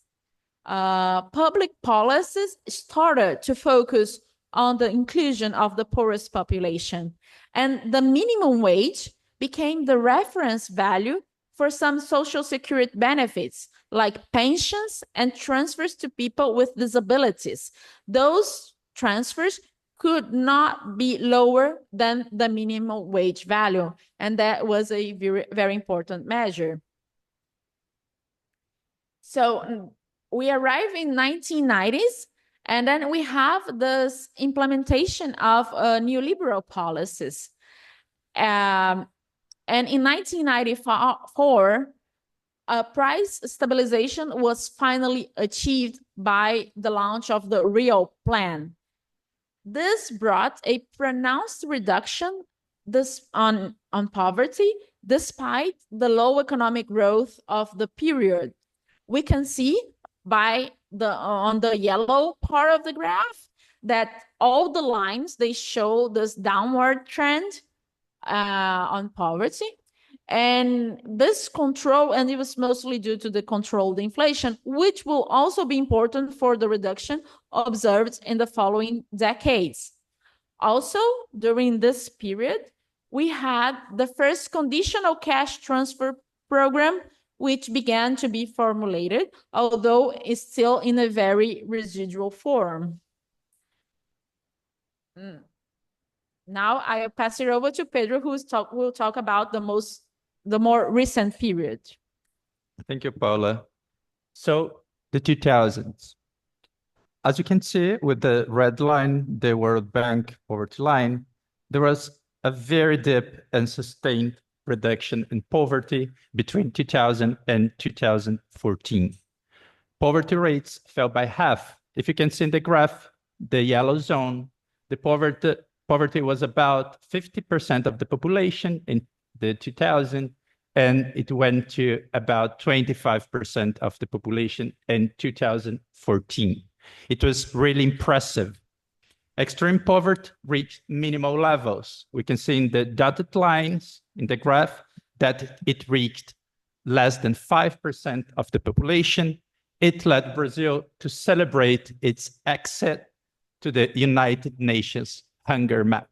It was a very important achievement, and it's very important to understand how we got this. What were the main factors or drivers responsible for this historic reduction in poverty in Brazil?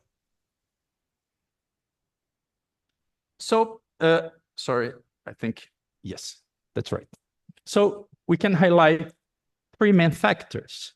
Again, the first factor is the economic growth, along with the creation and formalization of jobs. For sure, it was very, very important. As well, the continuity of the inflation control. As Paula mentioned, it was started in the 90s. But these factors alone do not fully explain the reduction. These were necessary conditions, but probably not sufficient, at least not sufficient to explain the reduction in this proportion, in this dimension. So many studies have highlighted the importance of the continuous increase in the real minimum wage. The minimum wage, of course, increased the income of the poorest population, and it was as well a reference for increasing the income of the informal sector of workers without formal employment contract, which is a big part of the labor force in Brazil. Additionally, thanks to the 1988 Constitution, some social transfers cannot be lower than the minimum wage, as Paula already mentioned. For example, pensions and the BPC, a social benefit directed to elderly people and people with disabilities with low income.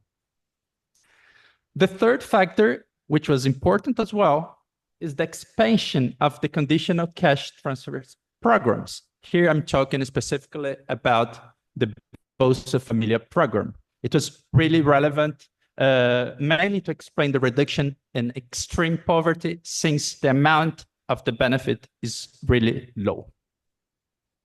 So these three factors are really important to understand this impressive reduction in the 2000s. But it's also important to note that this reduction was reinforced by the simultaneous reduction in income inequality, possibly for the first time. In the graph, you can see a red line, the poverty line, and you can read that with the left axis, and the blue line is our income inequality line, the Gini coefficient, and we can read it on the right axis.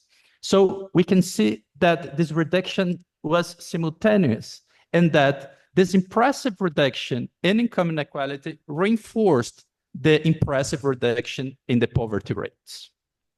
In fact, in the 60s and in the 70s, the reduction in poverty that we saw with Paula would have been much greater if it had occurred alongside a reduction in income inequality rather than an increase in income inequality. That was what happened.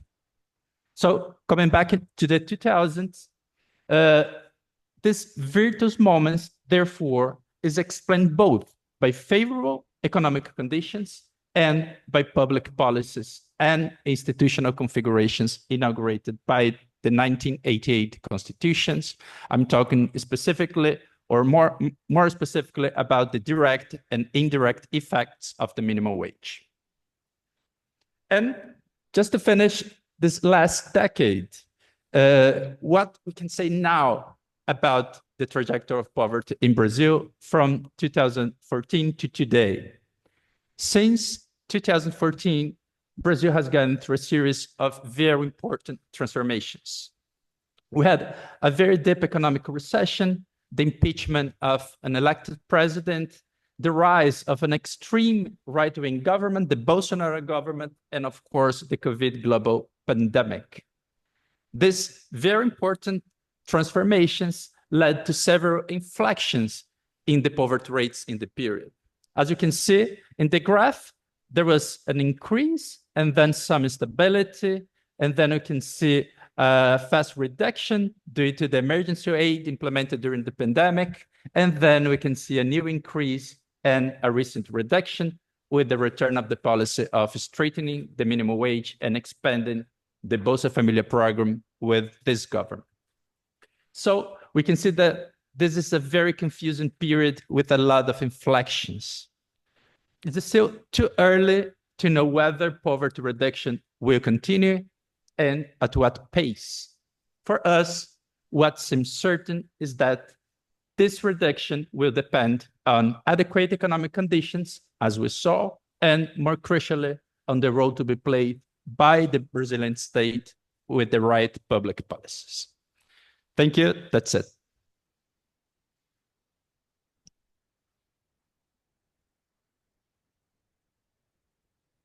Okay, so now we are open to questions from the audience. All right. Okay, thank you so very much. So any questions from this class? And also, would you help me to pick up the question from the online, the student online? Yeah, please, go on. Just one moment. Paula, we have a student who want to ask you a question in my classroom, all right? Okay, can you hear me? Hello, my name is Eric, and I wanted to ask a question since at the start of the presentation, you mentioned that there was a significant lack of land reform in Brazil. Recently, I was actually investigating a little about it, and I heard that the top 1% of farms produce around 49 to 50% of all agricultural exports in Brazil. Do you think that the lack of land reform still impacts income inequality in Brazil to this day? Thank you very much. Paula, can you hear the question well? Can you repeat the question? We didn't understand well, sorry. I'm very sorry. Let me repeat it again.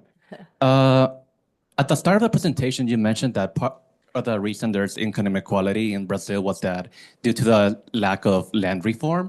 This is a topic that interests me a lot because while researching Brazil previously for another project, I heard that the top 1% of farms in Brazil produce around 49% of all agricultural export in the country.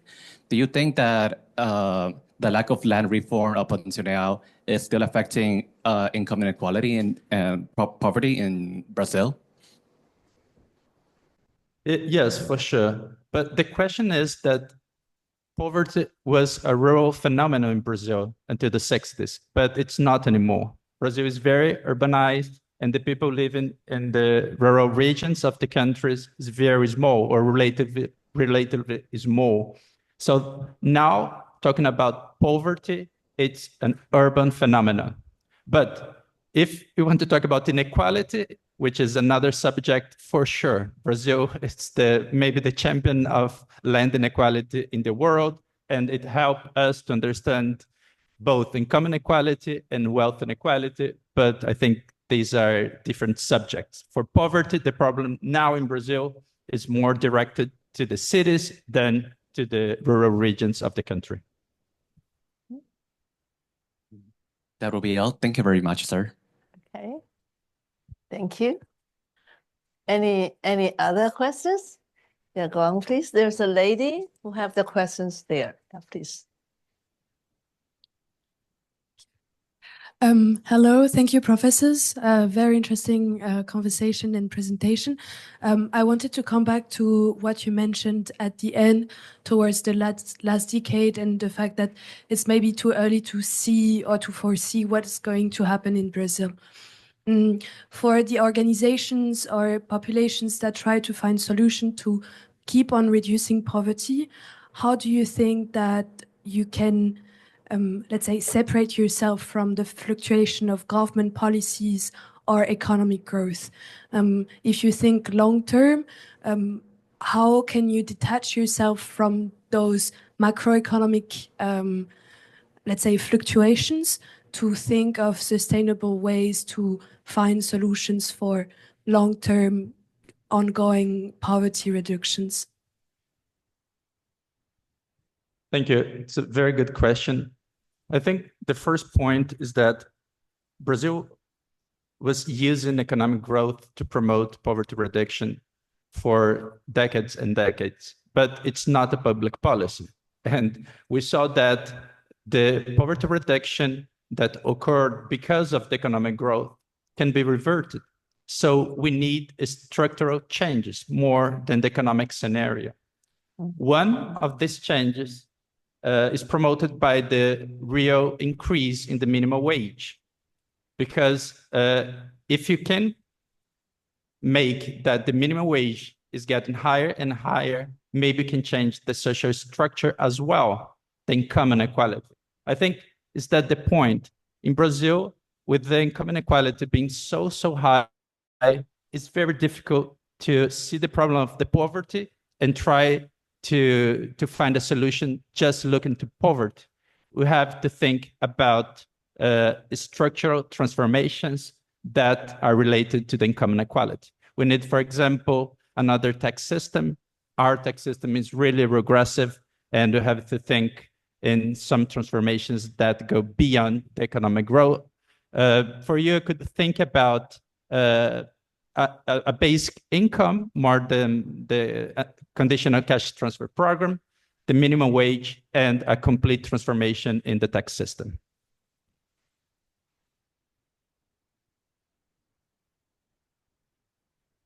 Thank you. Okay. Yeah. Thank you very much. Thank you. So is there anyone online who wants to raise a question? No? Would you help me to check? Anyone online who want to make a question? No? So far, no, right? So anyone from here? No? So let me just take a chance to ask a relatively simple question. Okay, Paula. You know, during the G20 last year, and there was alliances towards the poverty alleviation established in Brazil, right? I think that's the initiative from the Brazilian government. So what are the targets of this type of organization? And is there any specific policies or government tool or any kind of way that the government can use to help the poverty alleviation? Is there anything like that? Because I only heard the establishment of these alliances, but we just want to know more. What are the concrete way to do it? All right. Yes. Can you tell me more? Well, I haven't seen much developments of those agreements yet, but I think as far as I remember, the main focus was to end hunger, like to end with hunger in the world. But I haven't seen many developments yet. It's still very much, I think, in the agreement level. I think I haven't seen implementation yet. All right. So that's the alliances encouraged by the Brazilian government or encouraged by G20 or It led was by, go on. It was by the Brazilian government and understood was signed by all G20 members. All right. It's not so, long time for establishing this type of alliance. Maybe we still need some time to wait for something happen, right? But there's no clear policy that declared when the alliances was established, right? No, right? So, as far as I know, not yet. Okay, yeah. So we're gonna try to follow that. Okay, Yes. all right. Closely. Thank you so very much. Just one more question from my student over there. Okay. Just go. Hello, Please. bom dia, boa noite. I would like to make a question because the poverty in Brazil, especially the data, they will relate a lot with the economical growth. So currently the world is facing like some changes economically, especially with the new tax come from US. So on the other side, you see that Brazil is like open the doors to make business with other countries, especially China. So think of that maybe in a long term. I'm not sure about it. How would you evaluate this as a chance as Brazil like to reduce the poverty levels, doing like more business with other countries and try to strengthen their relation with other countries like China? Well, we are very open to international partnerships, and I do think they are very important, this exchange. But also, we learn, just as China does, we try not to be dependent on a single country. It's important to have diversity of partners, and all the countries in the world, I think they pursue that as well. So, but we are very open, and I think we can have good negotiations with international partners, and China especially, which has such good technology advances. Okay, so even with this instability in the world, economically speaking, we can see that maybe Brazil can take some advantage with that and like make business with countries that they are not used to. That they are not what? Used to. Used to? Yeah, like countries that they never had make business before. Yes, and yes, we think if whenever we see a good partnership, they are always welcome. Like we are not aligned to any specific country. We try to preserve our autonomy, but we like to have good partners, and yeah, new and old ones. And of course, China, which is our main trade partner nowadays, is very important for us as well. Yeah, let me just a little bit add here. To my experience, Brazil is a very friendly country, opening to everyone. They did not have a type of timing that they try to fully closed, their country to the world. That's one type of fact. But on the other hand, Paula, if I make something wrong, you just correct me, okay? On the other hand, there are two things that are a little bit challenge for Brazil. One is that, Brazil have a big local market, and I do not know whether I use the word in a correct way. To me, it's like they have a kind of national strategy. For foreign company, it's not easy for the foreign company to actually direct export the goods to their markets. The Brazil welcome you to invest in their country, okay, and make something inside Brazil, and then you have the product, and then the product can sell in their local market, okay? So that kind of mechanism, I used to call it like import substituting, okay, import substituting. For doing that, Brazil basically have higher their sort of tariff, okay? Higher the tariff so that it's very difficult for the product, let's say made in China, directly export into the Brazilian market. It is the same thing for other country. So it's like for this type of mechanism, it's not so easy to do trade with Brazil, compare with the country with the free trade zone for each other. So I think that might be, I cannot say the problem because that's a concern with their strategy. But as a result of that, that blocks some of the trading opportunities for Brazil compared with other country. Paula, am I right about this? Yes, what we try to, because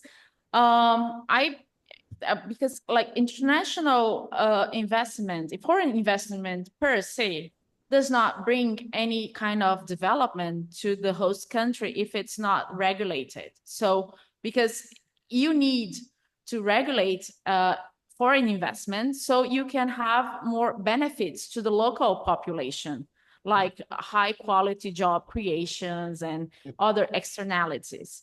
So, and China is actually a huge example for us because China did it very well with the foreign investment it has received. So this is what because only trade per se, like if we import everything, this will not be beneficial to the local population.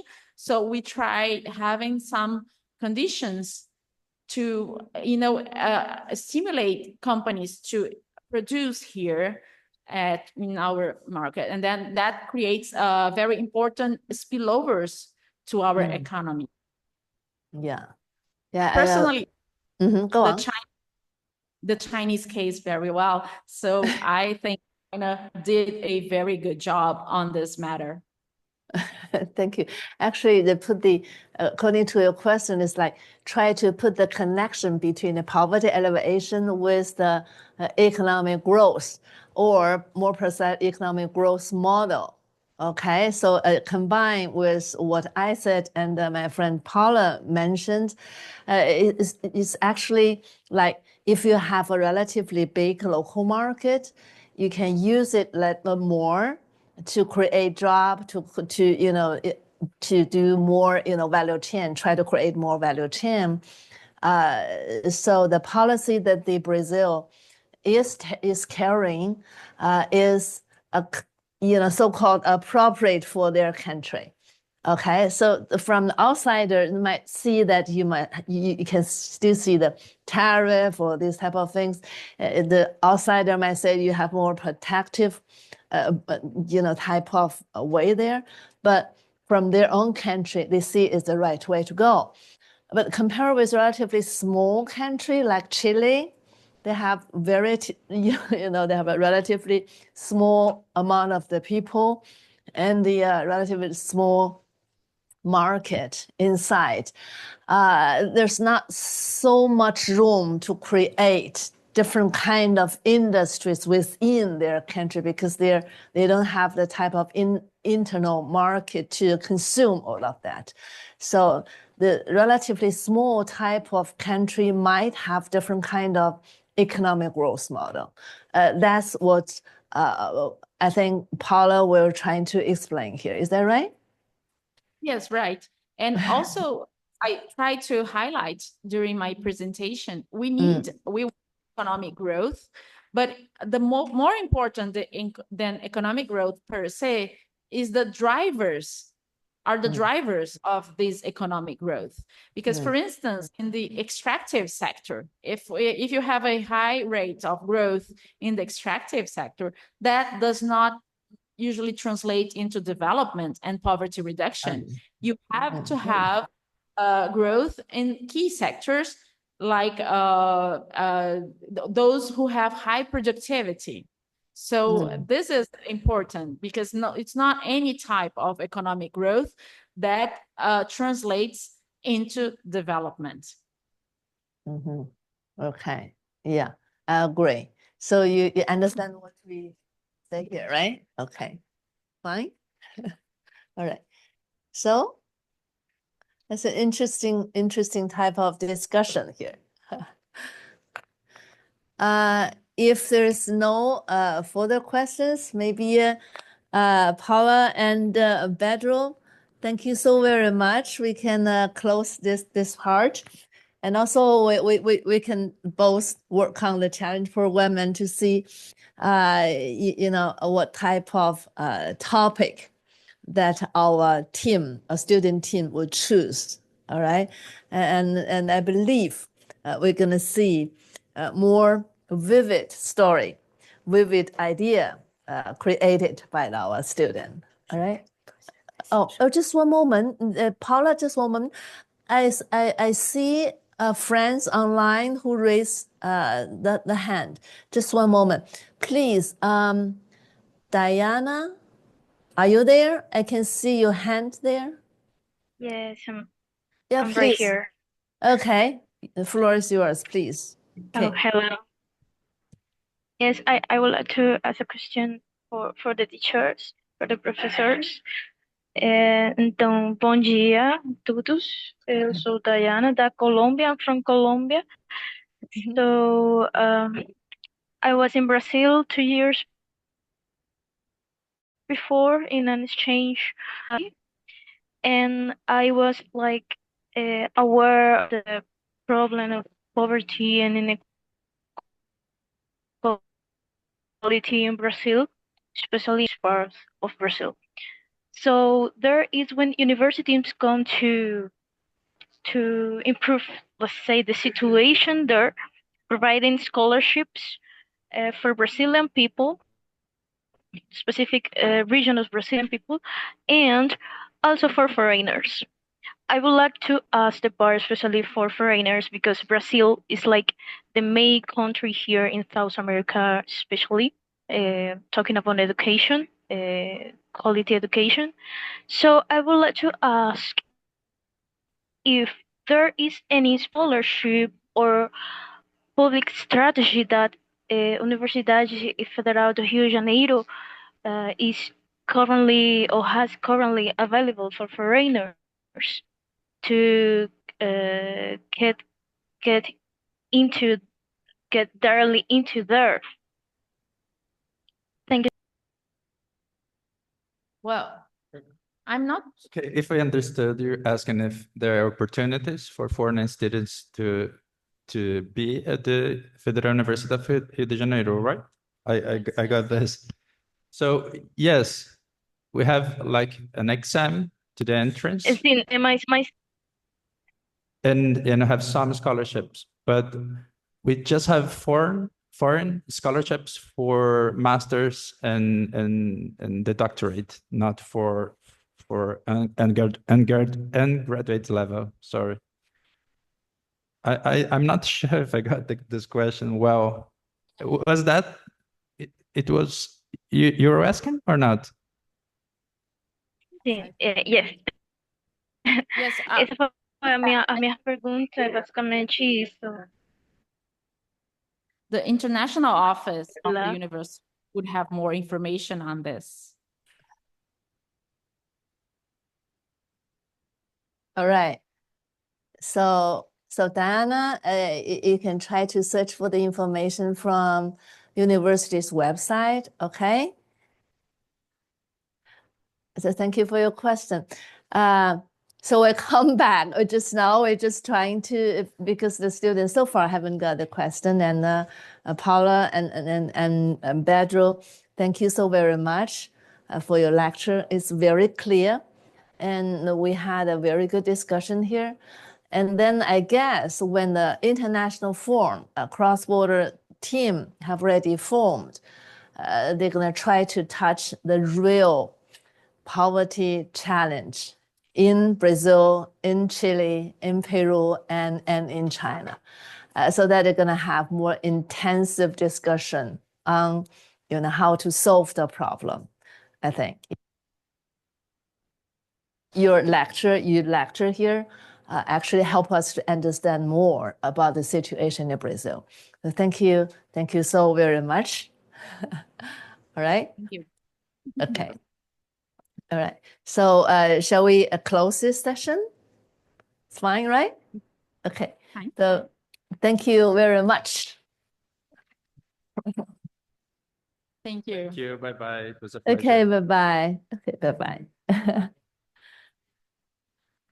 Okay. What do you want to say? Let's take a group. All right. You keep them. Yeah. Go on. So before the meeting ended, let's turn on the camera so that we can take a group photo here. Oh, thank you.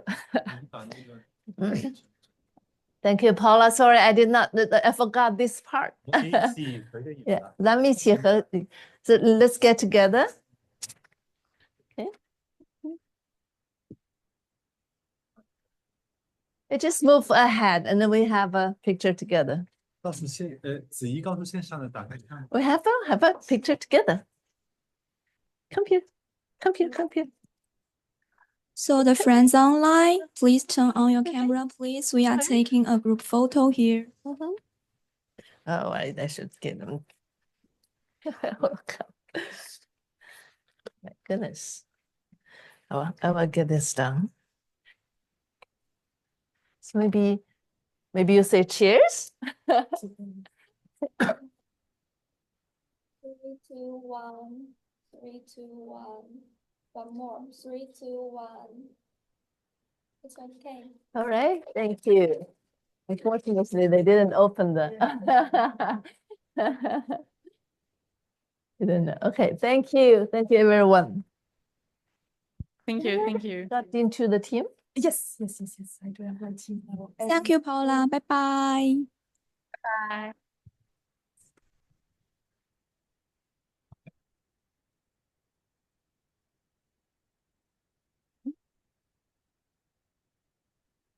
Okay. How do you?